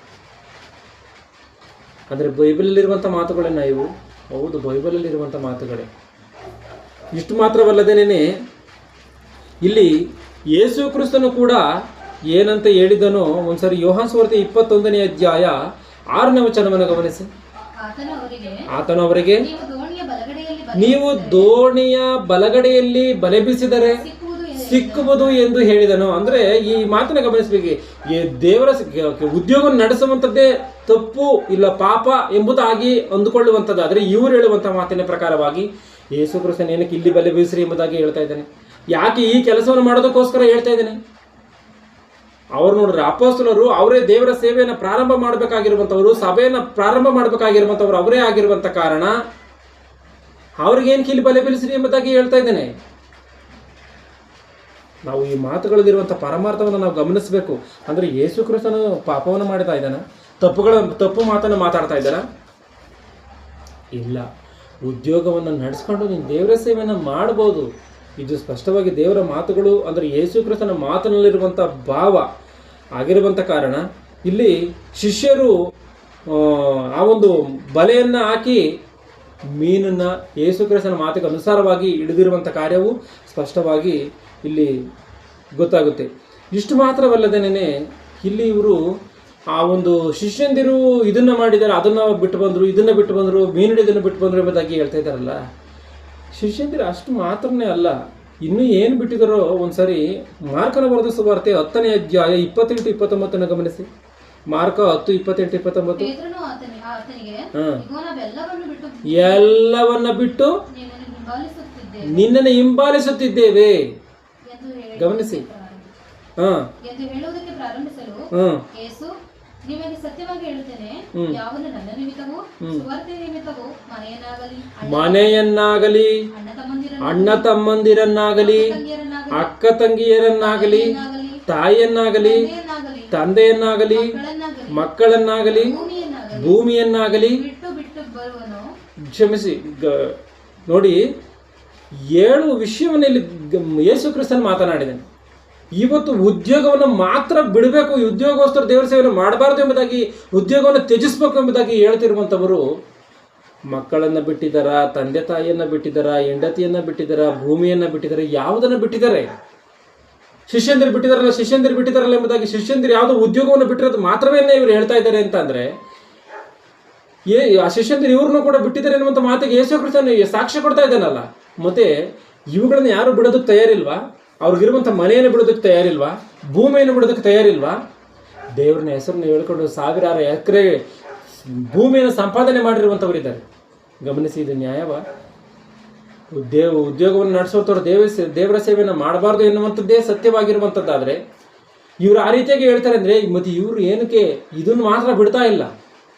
ಅವರಲ್ಲಿರುವಂಥ ಹಣವನ್ನು ಯಾಕೆ ತ್ಯಜಿಸ್ತಾ ಇಲ್ಲ? ಯೇಸು ಕ್ರಿಸ್ತನು ಹೇಳಿದನಲ್ಲ, ನಿನ್ನಲ್ಲಿರುವಂಥದ್ದನ್ನು ಬಡವರಿಗೆ ಹಂಚು ಎಂಬುದಾಗಿ ಹೇಳಿದನಲ್ಲ, ಅದನ್ನು ಏನಕ್ಕೋಸ್ಕರ ಮಾಡ್ತಾ ಇಲ್ಲ? ಇವರಿಗೆ ಸಂಬಂಧಪಟ್ಟಂಥ ಅಂದರೆ ಇವ್ರಿಗೆ ಅನುಕೂಲವಾದಂಥ ರೀತಿಯಲ್ಲಿ ಬೈಬಲಲ್ಲಿರುವಂಥ ಮಾತುಗಳನ್ನು ಬಳಸ್ಕೊಳ್ತಾರೆ ಎನ್ನುವಂಥದ್ದು ಖಚಿತವಾದಂಥ ಸತ್ಯವಾದಂಥ ಒಂದು ಸಂಗತಿ. ಮತ್ತು ಪೌಲನವರು ಅಪೊಸ್ತಲರಲ್ಲಿ ಉನ್ನತ ಸ್ಥಾನದಲ್ಲಿರುವಂಥ ಈ ಪೌಲನವರು ದೇವರ ಸೇವೆಯನ್ನು ಮಾಡಿದರೆ ಅವರು ಯಾವ ರೀತಿಯಾಗಿ ಮಾಡಿದ್ದಾರೆ? ಒಂದ್ಸರಿ ಅಪೊಸ್ತಲರ ಕೃತ್ಯಗಳು 18ನೇ ಅಧ್ಯಾಯ 3ನೇ ವಚನವನ್ನು ಗಮನಿಸಿ. ಪೌಲನವರ ಮನೆಗೆ ಹೋಗಿ ತಾನು ಅವರು ಒಂದೇ ಕಸುಬು, ಕೆಲಸ, ವೃತ್ತಿ ಅವರೊಂದಿಗೆ ಕೆಲಸ ಮಾಡುತ್ತಿದ್ದನು. ಈ ಕೆಲಸವನ್ನು ಯಾರಿಗೋಸ್ಕರ ಮಾಡ್ತಿದ್ದನು ಗೊತ್ತಾ? ಆತನಿಗೋಸ್ಕರ ಮಾತ್ರ ಅಲ್ಲ, ತನಗೋಸ್ಕರ, ತನ್ನ ಜೊತೆಯಲ್ಲಿ ಇದ್ದಂಥವ್ರಿಗೋಸ್ಕರವೂ ಕೂಡ ಅವನೇ ತನ್ನ ಸ್ವಂತ ಕೈಯಾರ ದುಡಿದು ಸಂಪಾದನೆ ಮಾಡಿ ಕೊಡ್ತಾ ಇದ್ದಾನೆ. ಆಲೋಚನೆ ಮಾಡಿ. ಪೌಲನಿಗಿಂತ ದೊಡ್ಡವನೇ ಯಾರಾದರೂ ಇದ್ದಾನ ಈ ಭೂಮಿ ಮೇಲೆ? ಆಲೋಚನೆ ಮಾಡಿ.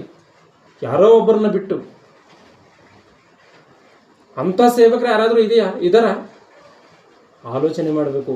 ಅಂಥ ಮಹಾನುಭಾವನೆ ಸ್ವಂತ ಕೈಗಳಿಂದ ದುಡಿದು ಕೆಲಸ ದೇವರ ಸೇವೆಯನ್ನು ಮಾಡಿರುವಾಗ, ದೇವರ ಸೇವೆಯನ್ನು ಮಾಡುವಂಥದ್ದಾದ್ರೆ ನೀನು ದುಡಿ ಕೂಡುದು ಉದ್ಯೋಗವನ್ನು ನಡೆಸಬಾರ್ದು ಎಂಬುದಾಗಿ ಹೇಳುವುದಕ್ಕೆ ನಿನಗೇನಂತ ಅಧಿಕಾರ ಇದೆ? ಆಲೋಚನೆ ಮಾಡಿ. ಬೋಧಕರಾಗಿರುವಂಥವ್ರಿಗೆ ಇವತ್ತು ಇಂಥ ಒಂದು ದುರ್ಬೋಧಕರಿಗೆ ಏನು ಅಧಿಕಾರ ಇದೆ? ದೇವರು ಅನುಮತಿ ಕೊಟ್ಟಿದ್ದಾನ ಈ ರೀತಿಯಾಗಿ ಹೇಳುವಂತಾನ?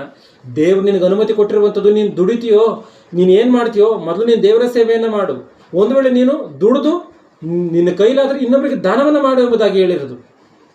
ಅದನ್ನು ಮಾಡದೆ ಮನಸ್ಸಿಗೆ ಬಂದಂಥ ರೀತಿಯಲ್ಲಿ ಬೋಧನೆ ಮಾಡ್ತಾ, ಮನಸ್ಸಿಗೆ ಬಂದಂಥ ರೀತಿಯಲ್ಲಿ ದೇವರ ಮಾತುಗಳನ್ನು ಅರ್ಥ ಮಾಡ್ಕೊಂಡ್ರೆ ದೇವರು ನಿನ್ನನ್ನು ಬಿಡ್ತಾನ? ಆಲೋಚನೆ ಮಾಡಿ. ಎಷ್ಟೋ ಸಂಘಗಳನ್ನು ಸ್ಥಾಪನೆ ಮಾಡಿದಂಥ ಪೌಲನೇ ದುಡಿದು ದೇವರ ಸೇವೆಯನ್ನು ಮಾಡಿರುವಾಗ ನೀನು ಸೇವೆಯನ್ನು ದುಡಿದು ದೇವರ ಸೇವೆಯನ್ನು ಮಾಡಬಾರ್ದ? ದುಡಿದು ಇನ್ನೊಬ್ಬರಿಗೆ ಕೊಡಬಾರ್ದ? ದುಡಿದು ದೇವರ ಕೆಲಸವನ್ನು ನೆರವೇರಿಸಬಾರ್ದ? ಅಪೊಸ್ತಲರ ಕೃತ್ಯಗಳು 20ನೇ ಅಧ್ಯಾಯ 33-34. ನಾನು ಯಾರ ಬೆಳ್ಳಿ ಬಂಗಾರವನ್ನ, ಅಪೊಸ್ತಲರು ಹೇಳುವಂತ ಮಾತು, ಉಡುಗೆ ತೊಡುಗೆಗಳನ್ನಾಗಲಿ ಬಯಸಲಿಲ್ಲ. ಈ ಕೈಗಳೇ ಕೆಲಸ ಮಾಡಿ. ಗಮನಿಸಿ, ಬೆಳ್ಳಿ ಬಂಗಾರವನ್ನ, ಉಡುಗೆ ತೊಡುಗೆ ನಾನು ಬಯಸಿಲ್ಲ ಎಂಬುದಾಗಿ ಹೇಳ್ತಾರೆ. ಇವತ್ತಿನ ಬೋಧಕರು ಏನ್ ಮಾಡ್ತಾರೆ? ನಿಮ್ಮಲ್ಲಿ ಏನೇನಿದೆ ತೆಗೆದುಕೊಂಡು ಬನ್ನಿ. ಭಯಂಕರವಾದಂಥ ಒಂದು ಸಂಗತಿಗಳೇನು ಅಂದರೆ, ಕೆಲವು ಒಂದು ಸಭೆಗಳಲ್ಲಿ ಆ ಸೇವಕನು ಇವರಲ್ಲಿ ಏನು ಚಿನ್ನ ಇರುತ್ತೋ ಅದನ್ನ ಆಗಿರ್ಬೋದು, ಇವರ ಕೈಯಲ್ಲಿರುವಂಥ ಗಾಡಿ ಕೀಗಳನ್ನು, ಅಂದರೆ ಗಾಡಿಯನ್ನು ಕೂಡ ದೇವರ ಸೇವೆ ಎನ್ನುವಂಥ ವಿಷಯಕ್ಕೋಸ್ಕರ ಕೊಡುವಂಥ ರೀತಿಯಲ್ಲಿ ಪ್ರೇರೇಪಣೆಯ ಮಾತುಗಳನ್ನು ಮಾತನಾಡ್ತಾನಂತೆ.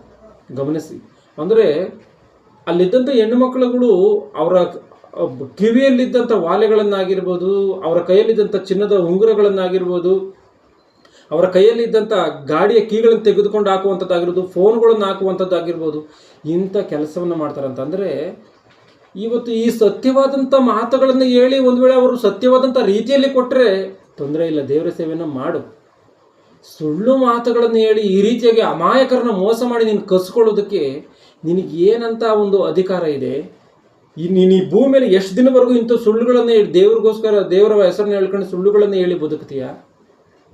ಒಂದ್ಸಾರಿ ಆಲೋಚನೆ ಮಾಡಿ. ಪೌಲನವರ ಮಾತನ್ನು, ನಾನು ಬೆಳ್ಳಿ ಬಂಗಾರವನ್ನು ಆಶಿಸಿಲ್ಲ, ಉಡುಗೆ ತೊಡುಗೆಯನ್ನು ಆಶಿಸಿಲ್ಲ, ನನ್ನ ಸ್ವಂತ ಕೈಗಳ ಕೆಲಸವನ್ನ ಮಾಡಿದೆ. ಈ ಕೈಗಳೇ ಕೆಲಸ ಮಾಡಿ ನನ್ನ ಕೊರತೆಗಳನ್ನ ನನ್ನ ಜೊತೆಯಲ್ಲಿದ್ದಂಥವರ ಕೊರತೆಗಳನ್ನ ನೀಗಿದ್ದನ್ನ ನೀವೇ ಬಲ್ಲಿರಿ.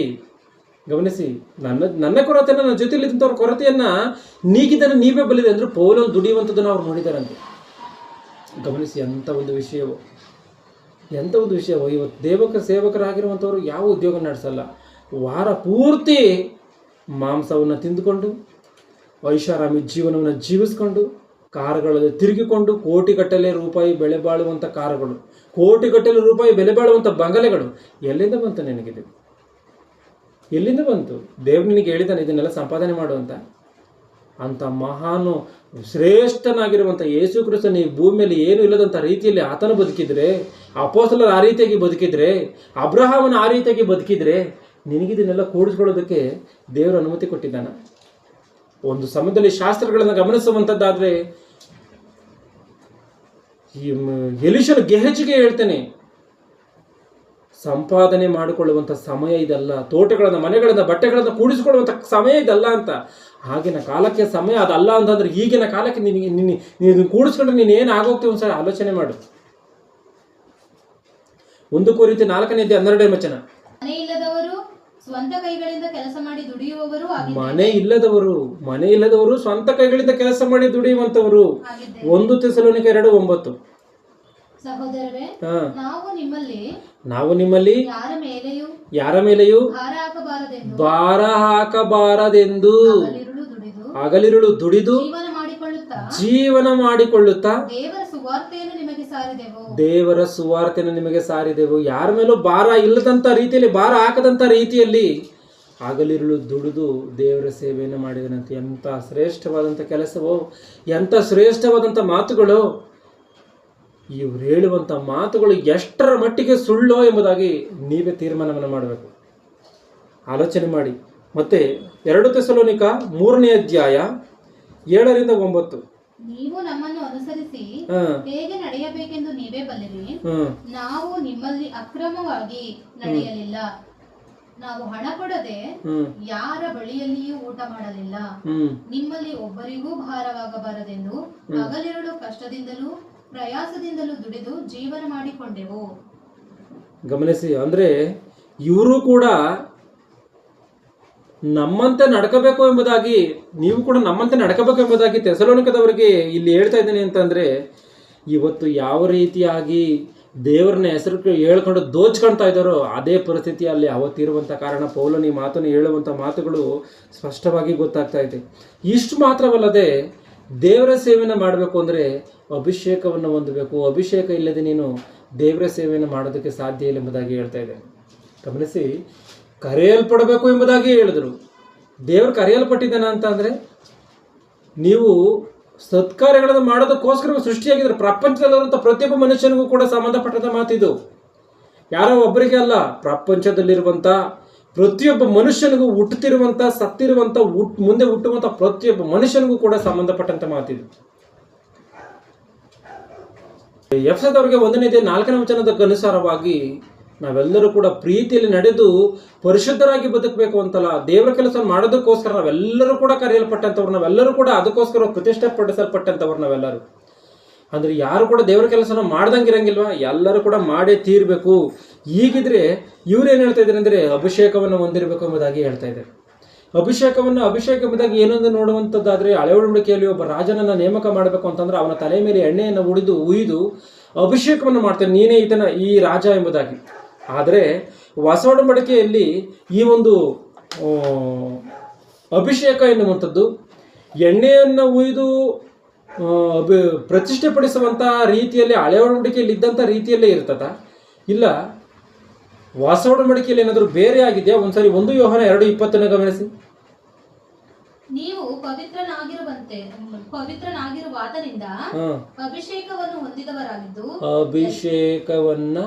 ಹೊಂದಿದವರಾಗಿದ್ದು, ಇದಲ್ಲೇ ಪಾಸ್ಟ್ ಟೆನ್ಸ್, ಇದು ಭೂತಕಾಲಕ್ಕೆ ಸಂಬಂಧಪಟ್ಟಂಥದ್ದು. ಆಗೋಗಿದ್ದೀರ ನೀವು. ಯಾವತ್ತು ದೀಕ್ಷಾ ಸ್ನಾನವನ್ನು ತೆಗೆದುಕೊಳ್ತೀರೋ ಆ ಕ್ಷಣದಲ್ಲಿ ನಿಮಗೆ ಅಭಿಷೇಕ ಎನ್ನುವಂಥದ್ದು ನಡೆಯುತ್ತೆ. ಅಂದರೆ ಆತ್ಮ ಸಂಬಂಧವಾದಂಥ ಅಭಿಷೇಕ ಎನ್ನುವಂಥದ್ದನ್ನ ಸ್ಪಷ್ಟವಾಗಿ ಅರ್ಥ ಮಾಡಿಕೊಳ್ಳಬೇಕು. ದೀಕ್ಷಾಸ್ನಾನ ಮಾಡಿಸ್ಕೊಂಡಿದ್ದೀವ, ಅಭಿಷೇಕಿಸಲ್ಪಟ್ಟಿದ್ದೀವಿ, ಪವಿತ್ರಾತ್ಮನು ನಮ್ಮೊಳಗೆ ಬಂದಿದ್ದಾನೆ.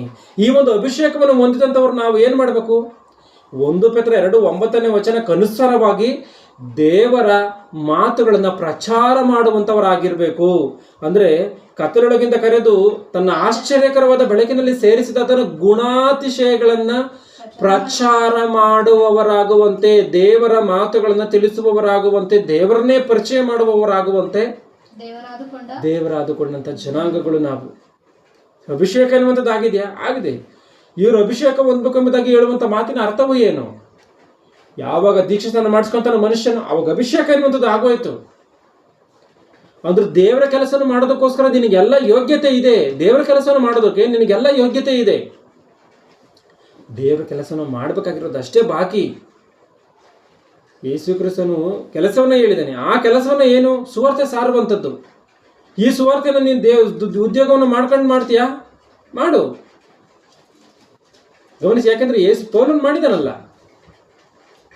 ಆಗಿರುವಂಥ ಕಾರಣ ಇದನ್ನು ಸ್ಪಷ್ಟವಾಗಿ ಗಮನಿಸಬೇಕು. ಅಂದರೆ ಎಲ್ಲರಿಗೂ ಕೂಡ ಅಭಿಷೇಕ ಇದೆ ಅಂತಂದರೆ ಎಲ್ಲರೂ ಕೂಡ ದೇವರ ಸೇವೆಯನ್ನು ಮಾಡಲೇ ತೀರಬೇಕು ಎನ್ನುವಂಥದ್ದನ್ನು ಸ್ಪಷ್ಟವಾಗಿ ನಾವು ಅರ್ಥ ಮಾಡಿಕೊಳ್ಬೇಕು. ಅಂತಂದರೆ ಉದ್ಯೋಗವನ್ನು ಮಾಡುವಂಥವರು ದೇವರ ಕೆಲಸವನ್ನು ಮಾಡಬಾರದು ಎನ್ನುವಂಥ ಮಾತು ಸುಳ್ಳು. ನಮಗೆಲ್ಲಿ ಏನಿದೆಯೋ, ನಮ್ಮಲ್ಲಿರುವಂಥದ್ದು ಏನಿದೆಯೋ ಅವೆಲ್ಲವನ್ನು ಕೂಡ ದೇವರಿಗೆ ಕೊಟ್ಟು ದೇವರ ಕೆಲಸವನ್ನು ಮಾಡಬೇಕು. ಇಲ್ಲದೇ ಇರುವಂಥದ್ದನ್ನು ಆಶಿಸಬಾರ್ದು. ಏನೋ ನಮ್ಮ ಕೈಗೆ ಸಿಗಲ್ಲ, ಈಗ ನಮಗೆ ದೊಡ್ಡ ಐಷಾರಾಮಿ ಕಾರ್ಯ ಬೇಕು ಎಂಬುದಾಗಿ ಆಸೆ ಪಡುವಂಥದ್ದು ತಪ್ಪು. ನಿನ್ನ ಅವಶ್ಯಕತೆ ಎಷ್ಟಿದೆ ಅದರಂತೆ ಮಾತ್ರ ನೀನು ಬದುಕಬೇಕು. ಆವಾಗ ನೀನು ನೆಮ್ಮದಿಯಾಗಿ ಬದುಕ್ತೀಯ. ಹಣದ ಆಸೆಯು ಸಕಲ ವಿಧವಾದ ಕೆಟ್ಟತನಕ್ಕೆ ಮೂಲವಾಗಿದೆ ಎಂಬುದಾಗಿದೆ. ನಿನ್ನ ಐಷಾರಾಮಿ ಜೀವನ ಮಾಡೋದಕ್ಕೆ ಹೋಗ್ತೀಯ, ದೇವರಿದಕ್ಕೆ ಒಪ್ಪಲ್ಲ. ಇಲ್ಲದ ಕಷ್ಟಕ್ಕೆ ಒಳಗಾಗ್ತೀಯ, ಸಾಲಕ್ಕೆ ಒಳಗಾಗ್ತೀಯ, ಭಯಂಕರವಾದಂಥ ಇಕ್ಕಟ್ಟಿಗೆ ಸಿಗಾಕಿಕೊಳ್ತೀಯ. ಇವುಗಳನ್ನು ಮಾಡಬಾರ್ದು. ಅದು ಆಗಿರುವಂಥ ಕಾರಣ ಸ್ಪಷ್ಟವಾಗಿ ಗಮನಿಸಬೇಕು. ಅವಶ್ಯಕತೆ ಇದ್ದರೆ ಪೌಲನಂತೆ ರಾತ್ರಿ ಆಗಲು ಕೆಲಸ ಮಾಡಿ ನಿನ್ನ ಒಂದು ಕಾರ್ಯಗಳಿಗೋಸ್ಕರ ಮಾತ್ರವಲ್ಲದೆ ಇನ್ನೊಬ್ಬರ ಕೆಲಸಕ್ಕೋಸ್ಕರವೂ ಕೂಡ ದುಡಿದು ಕೊಡಬೇಕು. ಅಪೊಸ್ತಲರು ಆ ರೀತಿಯಾಗಿ ಬದುಕಿದ್ದಾರೆ, ಶಿಷ್ಯರು ಕೂಡ ಆ ರೀತಿಯಾಗಿಯೇ ಬದುಕಿದ್ದಾರೆ, ಪೌಲನು ಆ ರೀತಿಯಾಗಿ ಬದುಕಿದ್ದಾನೆ. ಎಷ್ಟೋ ಜನ ಭಕ್ತರು ಕೂಡ ಆ ರೀತಿಯಾಗಿಯೇ ಬದುಕಿರುವಂಥ ಮಾತುಗಳು ಸ್ಪಷ್ಟವಾಗಿ ಕಾಣುತ್ತೆ. ಇವತ್ತು ನಾವು ದೇವರ ಕೆಲಸವನ್ನು ಅಂದರೆ ಈ ಭೂಮಿ ಮೇಲೆ ಭೌತಿಕವಾದಂಥ ಶರೀರ ಸುಖಕ್ಕೋಸ್ಕರ, ಶರೀರವನ್ನು ಸಾಕೋದಕ್ಕೋಸ್ಕರ ಕೆಲಸವನ್ನು ಮಾಡಿಕೊಂಡು ದೇವರ ಸೇವೆಯನ್ನು ಮಾಡುವಂಥದ್ರಲ್ಲಿ ಯಾವ ತಪ್ಪಿಲ್ವಾ ಅಂತ ಅಂದರೆ ಯಾವ ತಪ್ಪಿಲ್ಲ. ಲೋಕದಲ್ಲಿರುವಂಥ ಉದ್ಯೋಗವನ್ನೇ ಮಾತ್ರವಲ್ಲದೆ ದೇವರು ನಮಗೆ ಕೊಟ್ಟಿರುವಂಥ ಉದ್ಯೋಗವನ್ನು ಮಾಡೇ ತೀರಬೇಕು. ಉದ್ಯೋಗ ಏನು? ಸುವಾರ್ತೆ ಸೇವೆ ಕೆಲಸ. ಒಂದು ವೇಳೆ ಮಾಡ್ದಲೇ ಇದ್ದರೆ ಅಪೊಸ್ತಲರ ಕೃತ್ಯಗಳು 1:20 ಗಮನಿಸಿ. ಅಪೊಸ್ತಲರ ಕೃತ್ಯಗಳು 1:20 ಅವನ ವಿಷಯವಾಗಿ ಅವನ ಮನೆ ಹಾಳು ಬೀಳಲಿ. ದೇವರ ಕೆಲಸವನ್ನು ಮಾಡದೇ ಇರುವಂತವನ ಮನೆ ಹಾಳು ಬೀಳಲಿ. ಅವನ ಉದ್ಯೋಗ ಮತ್ತೊಬ್ಬನಿಗಾಗಲಿ. ದೇವರವನಿಗೆ ಉದ್ಯೋಗವನ್ನು ಕೊಟ್ಟಿದ್ದಾರೆ. ಅವನ ಉದ್ಯೋಗ ಎಂಬುದಾಗಿ ಇದೆ ನೋಡಿ, ಗಮನಿಸಿ. ಅವನ ಉದ್ಯೋಗ ಅಂದ್ರೆ ಉದ್ಯೋಗ ಏನು? ಪ್ರತಿಯೊಬ್ಬ ಮನುಷ್ಯನಿಗೂ ದೇವರು ಉದ್ಯೋಗವನ್ನು ಕೊಟ್ಟಿದ್ದಾನೆ. ಎಫೆಸ 2:10 ಪ್ರಕಾರವಾಗಿ ಆಗಿರ್ಬೋದು, ಎಫೆಸ 1:4 ಪ್ರಕಾರವಾಗಿ ಆಗಿರ್ಬೋದು. ಇವೆಲ್ಲ ಮಾತುಗಳನ್ನು ಗಮನಿಸುವಂಥದ್ದಾದರೆ ಮನುಷ್ಯನು ಕಾರಣ ಜನ್ಮನು. ಮನುಷ್ಯನು ಅವನು ಹುಟ್ಟುವುದಕ್ಕಿಂತ ಮೊದಲೇ ಕೆಲಸ ಎನ್ನುವಂಥದ್ದು ಇದೆ. ಆ ಕೆಲಸದ ನಿಮಿತ್ತವಾಗಿ ದೇವರು ಹುಟ್ಟಿಸಿದ್ದಾನೆ. ಇದನ್ನು ಗಮನಿಸಿ ಆ ಕೆಲಸವನ್ನು ಮಾಡೇ ತೀರ್ಬೇಕು. ಮಾಡ್ದಲೇ ಇದ್ರೆ ನರಕಕ್ಕೆ ಹೋಗ್ಬೇಕಾಗುತ್ತೆ. ಅಂದರೆ ಆ ರೀತಿಯಾಗಿ ಕೀರ್ತನೆ ವಾಕ್ಯಗಳಲ್ಲೂ ಕೂಡ ಒಂದು ಮಾತು ಗಮನಿಸಿ. 109 ಕೀರ್ತನೆ 8 ಅವನ ಜೀವಿತ ದಿವಸಗಳು ಸ್ವಲ್ಪವಾಗಿರಲಿ, ಅವನ ಜೀವಿತ ದಿವಸಗಳು ಸ್ವಲ್ಪವಾಗಿರಲಿ, ಅಂದ್ರೆ ಅಕಾಲಿಕವಾದಂತ ಮರಣ. ಅವನ ಉದ್ಯೋಗವು ಮತ್ತೊಬ್ಬನಿಗಾಗಲಿ, ಅವನ ಉದ್ಯೋಗವು ಮತ್ತೊಬ್ಬನಿಗೆ ಆಗಲಿ. ಅಂದ್ರೆ ಈ ಒಂದು ಸಮಾಜದಲ್ಲಿ ಸಹಜವಾಗಿ ಲೋಕದಲ್ಲಿ ಮಾಡುವಂತ ಉದ್ಯೋಗವನ್ನ ಇವತ್ತು ಯಾವುದೋ ಒಬ್ಬ ಮನುಷ್ಯನು ಯಾವುದೋ ಒಂದು ಕೆಲಸಗಳಲ್ಲಿ, ಒಂದು ಗೌರ್ಮೆಂಟ್ ಹುದ್ದೆಯಲ್ಲಿ ಆಗಿರ್ಬೋದು, ಯಾವುದೋ ಪ್ರೈವೇಟ್ ಕಂಪ್ನಿಗಳಲ್ಲಿ ಆಗಿರ್ಬೋದು, ಸರಿಯಾಗಿ ಮಾಡ್ದಲೇ ಇದ್ರೆ ಏನು ಮಾಡ್ತಾರೆ? ತೆಗೆದಾಕ್ತಾರ ತನ್ನನ್ನು. ಈ ಭೂಮಿಯಲ್ಲಿ ಈ ರೀತಿಯಾದಂಥ ಪರಿಸ್ಥಿತಿ ಇದ್ರೆ, ದೇವ್ರು ಹೇಳಿರುವಂಥ ಕೆಲಸವನ್ನು ಸರಿಯಾಗಿ ಮಾಡ್ದಲೇ ಇದ್ರೆ ದೇವ್ರು ತೆಗ್ದಾಕಲ್ವಾ? ಅವನ ಕೆಲಸದಿಂದ ತೆಗ್ದಾಕಲ್ವಾ? ಈ ಭೂಮಿಯಿಂದಲೇ ತೆಗ್ದಾಕ್ತಾನೆ ದೇವರು. ಅದೇ ಇಲ್ಲಿ ಬರೆಯಲ್ಪಟ್ಟಿರೋದು, ಅವನ ಉದ್ಯೋಗವು ಮತ್ತೊಬ್ಬನಿಗಾಗಲಿ ಅನ್ನುವಂಥ ಮಾತು ಆಗಿರುವಂಥ ಕಾರಣ ಇಲ್ಲಿ ನಮಗೆ ಕೊಟ್ಟಿರುವಂಥ ಈ ಒಂದು ಜೀತವಾದಂಥ, ಅಂದರೆ ನಮಗೆ ಕೊಟ್ಟಿರುವಂಥ ಸಂಬಳ ಏನು? ಈ ಕೆಲಸಕ್ಕೆ ದೇವ್ರು ಕೊಟ್ಟಿರುವಂಥ ಸಂಬಳ ಏನು ಅಂದರೆ ಪರಲೋಕ. ಈ ಪರಲೋಕಕ್ಕೋಸ್ಕರ ಈ ಒಂದು ಕೆಲಸವನ್ನು ಮಾಡಿ ತೀರಬೇಕು. ಯೇಸು ಕ್ರಿಸ್ತನನ್ನು ಹಿಡ್ಕೊಟ್ಟಂಥ ಆ ಇಸ್ಕರಿಯೋತ ಯೂದನಂತೆ ಆ ಒಂದು ಜೀತವನ್ನು, ಅಂದರೆ ಪರಲೋಕವನ್ನು, ಅಂದರೆ ಈ ಭೂಮಿಯಲ್ಲಿ ಮಾಡಿದಂಥ ಕೆಲಸಕ್ಕೆ ಕೊಡುವಂಥ ಆ ಸಂಬಳವಾಗಿರುವಂಥ ಆ ಒಂದು ನಿತ್ಯ ಜೀವವನ್ನು ಕಳೆದುಕೊಳ್ಳಬಾರದು. ಅಪೊಸ್ತಲರ ಕೃತ್ಯಗಳು 1ನೇ ಅಧ್ಯಾಯ 25ರಲ್ಲಿ ಏನಿದೆಯೋ ಆ ಮಾತನ್ನು ಗಮನಿಸಿ. ಕರ್ತನೆ ಎಲ್ಲರ ಹೃದಯವನ್ನು ಬಲ್ಲಾತನೆ, ಯೂದನು ಅಪೊಸ್ತಲತನವೆಂಬ ಈ ಸೇವಾ ಸ್ಥಾನದಿಂದ ಭ್ರಷ್ಟನಾಗಿ ತನಗೆ ತಕ್ಕ ಸ್ಥಳ ಅಂದ್ರೆ ಎಲ್ಲಿ? ಭ್ರಷ್ಟರು ಹೋಗುವಂತ ಭ್ರಷ್ಟನು ಅಂತ ಹೇಳಿ ವಾಕ್ಯ ಬರೆಯಲ್ಪಟ್ಟಿದೆ. ಭ್ರಷ್ಟರು ಹೋಗುವಂತ ಸ್ಥಳ ಯಾವುದು? ಪಾತಾಳ ಲೋಕದಲ್ಲಿರುವಂತ ನರಕ. ಅಂದ್ರೆ ಈ ಗಮನಿಸಿ, ಇಸ್ಕರಿಯೋತ ಯೂದನು ಎಂತ ಒಂದು ಸ್ಥಾನ. ಅಪೊಸ್ತಲರಲ್ಲಿ ಒಬ್ಬನು ಇಸ್ಕರಿಯೋತ ಯೂದನು. ಆತನು ಕೂಡ ಅದ್ಭುತವನ್ನ ಸೂಚಕ ಕಾರ್ಯಗಳನ್ನು ಮಾಡಿದಂಥವನು. ಅದ್ಭುತ ಕಾರ್ಯಗಳನ್ನು ಸೂಚಕ ಕಾರ್ಯಗಳನ್ನು ಮಾಡಿದಂಥ ಈ ಒಂದು ಇಸ್ಕರಿಯೋತ ಯೂದನೇ ಸೈತಾನನ ಆಲೋಚನೆಗಳಿಗೆ ಜಾಗ ಕೊಟ್ಟು ಈ ರೀತಿಯಾಗಿ ಬದಲಾಗಿ ನರಕಕ್ಕೆ ಹೋಗಿದ್ದಾನ ಅಂತಂದರೆ ಹೌದು, ಇದು ಕಣ್ಣ ಮುಂದೆ ಪ್ರತ್ಯಕ್ಷವಾಗಿ ಕಾಣುವಂಥ ಒಂದು ಘಟನೆ ಆಗಿರುವಂಥ ಕಾರಣ ಈ ಮಾತುಗಳನ್ನು ಗಮನಿಸ್ಬೇಕಂದ್ರೆ ಪರಲೋಕವನ್ನು ಯಾವತ್ತಿಗೂ ಕೂಡ ಸಂಪಾದನೆ ಮಾಡಿಕೊಳ್ಳಬೇಕೇ ಹೊರತು ಇಸ್ಕರಿಯೋತ ಯೂದನಂತೆ ನಾವು ಕಳೆದುಕೊಳ್ಳಬಾರದು ಎನ್ನುವಂಥದ್ದನ್ನು ನಾವು ಸ್ಪಷ್ಟವಾಗಿ ಅರ್ಥ ಮಾಡಿಕೊಳ್ಳಬೇಕು. ಈ ಒಂದು ಕೂಲಿ ಕೆಲಸವನ್ನು ಯಾವ ರೀತಿಯಾಗಿ ಈ ಭೂಮಿ ಮೇಲೆ ಮಾಡ್ತೀವೋ ಆ ರೀತಿಯಾಗಿ ದೇವರ ಕೆಲಸವನ್ನು ಮಾಡಬೇಕು. ಕೂಲಿ ಕೆಲಸಕ್ಕೆ ಹೋದರೆ ಯಾವ ರೀತಿಯಾಗಿ ನಮಗೇನು ಕೂಲಿ ಬೇಕು ಅದಕ್ಕೋಸ್ಕರ ಮಾಡಬೇಕು ಎಂಬುದಾಗಿ ಅವ್ರು ಏನೇ ಹೇಳಿದ್ರು ಮಾಡ್ತೀವಲ್ಲ, ಆ ರೀತಿಯಾಗಿ ದೇವರ ಕೆಲಸವನ್ನು ಮಾಡೇ ತೀರಬೇಕು ಎನ್ನುವಂಥನ್ನು ಸ್ಪಷ್ಟವಾಗಿ ಅರ್ಥ ಮಾಡಿಕೊಳ್ಬೇಕು. ಯೇಸು ಕ್ರಿಸ್ತನು ಆತನು ಶಿಷ್ಯಂದಿರ ಒಟ್ಟಿಗೆ ದೇವರ ಕೆಲಸವನ್ನು ಮಾಡಬೇಕಾಗಿರುವಂಥದ್ದು ಸ್ವಲ್ಪ ಕಾಲವಾಗಿರುವಂಥ ಕಾರಣ ಅವರು ಆ ರೀತಿಯಾಗಿ ಉದ್ಯೋಗವನ್ನು ಬಿಟ್ಟು ಬರ್ತಾರೆ. ಆನಂತರ ಏನು ಮಾಡ್ಕೊಂತಾರೆ? ಯೇಸು ಕ್ರಿಸ್ತನ ಓದುತ್ತ ತರುವಾಯ ಅವ್ರು ಮತ್ತೆ ಅವ್ರ ಉದ್ಯೋಗಕ್ಕೆ ಹೋಗಿ ಕೆಲಸವನ್ನು ಮಾಡಿಕೊಂಡು ದೇವರ ಸೇವೆಯನ್ನು ಮಾಡ್ತಾರೆ. ಒಂದು ವೇಳೆ ದೇವರೇ ಕಾಪಾಡ್ತಾನೆ ಎನ್ನುವಂಥ ನಂಬಿಕೆ ನಿನಗಿತ್ತು ಅಂದರೆ ನೀನೇನೋ ಉದ್ಯೋಗದಲ್ಲಿ ಅಂದರೆ ನೀನು ಉದ್ಯೋಗಕ್ಕೆ ಹೋದರೆ ಏನಾಗುತ್ತೆ ಅಂದರೆ ಏನೋ ಐಷಾರಾಮಿ ಜೀವನವನ್ನು ಜೀವಿಸ್ಬೋದು. ಒಂದು ವೇಳೆ ನೀನು ದುಡಿಯದೇ ಇದ್ದರೆ ಏನಾಗುತ್ತೆ ಅಂದರೆ ಹೆಚ್ಚಿನದಾಗಿ ದೇವರ ಕೆಲಸವನ್ನು ಮಾಡ್ಬೋದು. ನೀನು ದೇವರಿಗೆ ಕೊಟ್ಟಂಥ ರೀತಿಯಲ್ಲಿ ತೃಪ್ತಿಯಾಗಿ ಇರ್ಬೋದು ನೀನು. ಯಾಕೆಂತಂದರೆ ಹೆಚ್ಚಿನ ವಾಕ್ಯಗಳಲ್ಲಿ ಕೆಲವೊಂದು ಮಾತುಗಳನ್ನು ನಾವು ಗಮನಿಸ್ತೀವಿ. ಪ್ರಾಯದ ಸಿಂಹವು ಹೊಟ್ಟೆಗಿಲ್ಲದೆ ಹಸಿದ್ರು ಹಸಿಬೋದು, ಕರ್ತನನ್ನು ಬೇಡಿಕೊಳ್ಳುವಂಥವ್ರಿಗೆ ಯಾವ ಮೇಲಿಗೂ ಕೊರತೆ ಇಲ್ಲ ಅಂತ. ಒಂದು ವೇಳೆ ನೀನು ಆ ಒಂದು ದೇವರನ್ನು ಸರಿಯಾದಂಥ ರೀತಿಯಲ್ಲಿ ನೀನು ನಂಬಿ ಜೀವಿಸುವಂಥದ್ದಾದರೆ ಆ ದೇವರು ನಿನಗೆ ಯಾವತ್ತೂ ಕೂಡ ಹಸುವೆಯಿಂದ ಇರುವಂಥ ರೀತಿಯಲ್ಲಿ ಮಾಡಲ್ಲ. ಆತನ ಹೆಸರನ್ನ ಹೇಳ್ಕೊಂಡು ನೀನು ತಿರುಗ್ತಾ ಇರುವಂಥ ಕಾರಣ ನಿನಗೆ ಬಟ್ಟೆ ಇಲ್ಲದಂಥ ರೀತಿಯಲ್ಲಿ ಮಾಡಲ್ಲ. ನೀನು ಎಲ್ಲವನ್ನು ಕೊಟ್ಟು ಸುಖವಾಗಿ ಸಾಕುತ್ತಾನೆ ದೇವರು. ಆದರೆ ನಿನಗೆ ಅಂಥ ನಂಬಿಕೆ ಇತ್ತಾ ಆ ರೀತಿಯಾಗಿ ನೀನು ದೇವರ ಸೇವೆಯನ್ನೇ ಮಾಡು. ಒಂದು ವೇಳೆ ನಿನಗೆ ಆ ರೀತಿಯಾಗಿ ನಂಬಿಕೆ ಇಲ್ಲ ನೀನು ದುಡಿಲೇಬೇಕು ಅನ್ನೋದಾದರೆ ತಪ್ಪಿಲ್ಲ. ದುಡಿದು ಬದುಕೋದಾದರೆ ಆ ರೀತಿಯಾಗಿ ಬದುಕು. ಒಂದು ವೇಳೆ ನೀನು ದುಡಿದು ದೇವರ ಸೇವೆಯನ್ನು ಮಾಡ್ತೀನಿ ಅಂತ ಅಂದರೆ ಗಮನಿಸಿ, ದೇವರ ಕೆಲಸವನ್ನು ನೀನು ಒಂದು ವೇಳೆ ಯಾವ ಉದ್ಯೋಗವನ್ನು ಮಾಡದಂಥ ರೀತಿಯಲ್ಲಿ ಲೋಕದಲ್ಲಿ ಯಾವ ಉದ್ಯೋಗವನ್ನು ನಡೆಸಲ್ಲ, ನೀನು ದೇವರ ಸೇವೆಯನ್ನು ಮಾಡ್ತೀನಿ ಅಂತಂದರೆ ಹೆಚ್ಚಾಗಿ ದೇವರ ಕೆಲಸವನ್ನು ಮಾಡ್ಬೋದು. ಇಲ್ಲ ಉದ್ಯೋಗವನ್ನು ನಡೆಸ್ಕೊಂಡು ನೀನು ದೇವರ ಕೆಲಸವನ್ನು ಮಾಡ್ತೀವಿ ಅಂದರೆ ಸ್ವಲ್ಪ ಮಟ್ಟಿಗೆ ದೇವರ ಕೆಲಸವನ್ನು ಕಡಿಮೆ ಮಾಡ್ತೀಯ ಅಷ್ಟೇ ಹೊರತು ಉದ್ಯೋಗವನ್ನು ಮಾಡಿಕೊಂಡು ದೇವರ ಸೇವೆಯನ್ನು ಮಾಡುವಂಥದ್ರಲ್ಲಿ ಯಾವ ಪಾಪ ತಪ್ಪು ಇಲ್ಲ. ಉದ್ಯೋಗವನ್ನು ನಡೆಸ್ತಲೇ ಇರ್ತೀಯೋ ಅದು ನಿನಗೆ ಬಿಟ್ಟಿದ್ದು, ದೇವರ ಕೆಲಸವನ್ನು ಮಾಡೇ ತೀರಬೇಕು. ಆದರೆ ನೀನು ಉದ್ಯೋಗವನ್ನು ನಡೆಸ್ಕೊಂಡು ಮಾಡ್ತೀಯೋ ಅವಾಗಲೂ ಕೂಡ ತಪ್ಪಿಲ್ಲ. ಇಲ್ಲ ಉದ್ಯೋಗವನ್ನು ಬಿಟ್ಟು ಮಾಡ್ತೀಯೋ ಅದು ಕೂಡ ತಪ್ಪಿಲ್ಲ. ಆದರೆ ಉದ್ಯೋಗವನ್ನು ನಡೆಸುವಂಥದ್ದು ನೀನು ದೇವರ ಸೇವೆಯನ್ನು ಮಾಡಲೇಬಾರದು ಅಂತ ಹೇಳುವಂಥ ಮಾತು ಮಾತ್ರ ವಾಕ್ಯಕ್ಕೆ ವಿರುದ್ಧವಾದಂಥದ್ದು. ಇದು ತಪ್ಪು ಆಗಿರುವಂಥ ಕಾರಣ ಈ ಮಾತುಗಳನ್ನು ಸ್ಪಷ್ಟವಾಗಿ ಗಮನಿಸಿ. ಯೆರೆಮೀಯನ ಗ್ರಂಥ 48ನೇ ಅಧ್ಯಾಯ 10ನೇ ವಚನದಲ್ಲಿ ಏನಿದೆ ಅಂದರೆ, ಯೆಹೋವನು ನೇಮಿಸಿದ ಕೆಲಸದಲ್ಲಿ ಆಲಸ್ಯಗಾರನು ಶಾಪಗ್ರಸ್ತನಾಗಲಿ ಎಂಬುದಾಗಿದೆ. ಅಂದರೆ ದೇವರು ನೇಮಕ ಮಾಡಿದಂಥ ಈ ಒಂದು ಸುವಾರ್ಥ ಸೇವೆ ಕೆಲಸದಲ್ಲಿ ಆಲಸ್ಯ ಮಾಡುವಂಥದ್ದಾದ್ರೆ ನೀನು ಶಾಪಗ್ರಸ್ತನು, ನಿನಗೆ ಶಾಪ ಎನ್ನುವಂಥದ್ದು ನಿನ್ನ ತಲೆ ಮೇಲೆ ಇದೆ. ಆಗಿರುವಂಥ ಕಾರಣ ನೀನು ಉದ್ಯೋಗವನ್ನು, ದೇವರ ಸೇವೆಯನ್ನು, ದೇವರು ನೇಮಿಸಿರುವಂಥ ಈ ಒಂದು ಕೆಲಸವನ್ನು ಸಮೃದ್ಧಿಯಿಂದ ಮನಸಾರೆ ಪರಿಪೂರ್ಣವಾದಂಥ ರೀತಿಯಲ್ಲಿ ನಿನ್ನ ಆಯುಷ್ಕಾಲದ ಒಳಗಾಗಿ ಮಾಡಿ ತೀರಬೇಕು. ಇದನ್ನು ಸ್ಪಷ್ಟವಾಗಿ ಅರ್ಥ ಮಾಡಿಕೊಳ್ಳಿ. ಉದ್ಯೋಗಸ್ಥರು ದೇವರ ಸೇವೆಯನ್ನು ಮಾಡ್ಬೋದಾ ಅಂದರೆ ಖಂಡಿತವಾಗಲೂ ಮಾಡ್ಬೋದು. ಅದರ ಕಣ್ಣುಗಳನ್ನು ಮುಚ್ಚಿ ಪ್ರಾರ್ಥನೆಯನ್ನು ಮಾಡ್ತೀನಿ.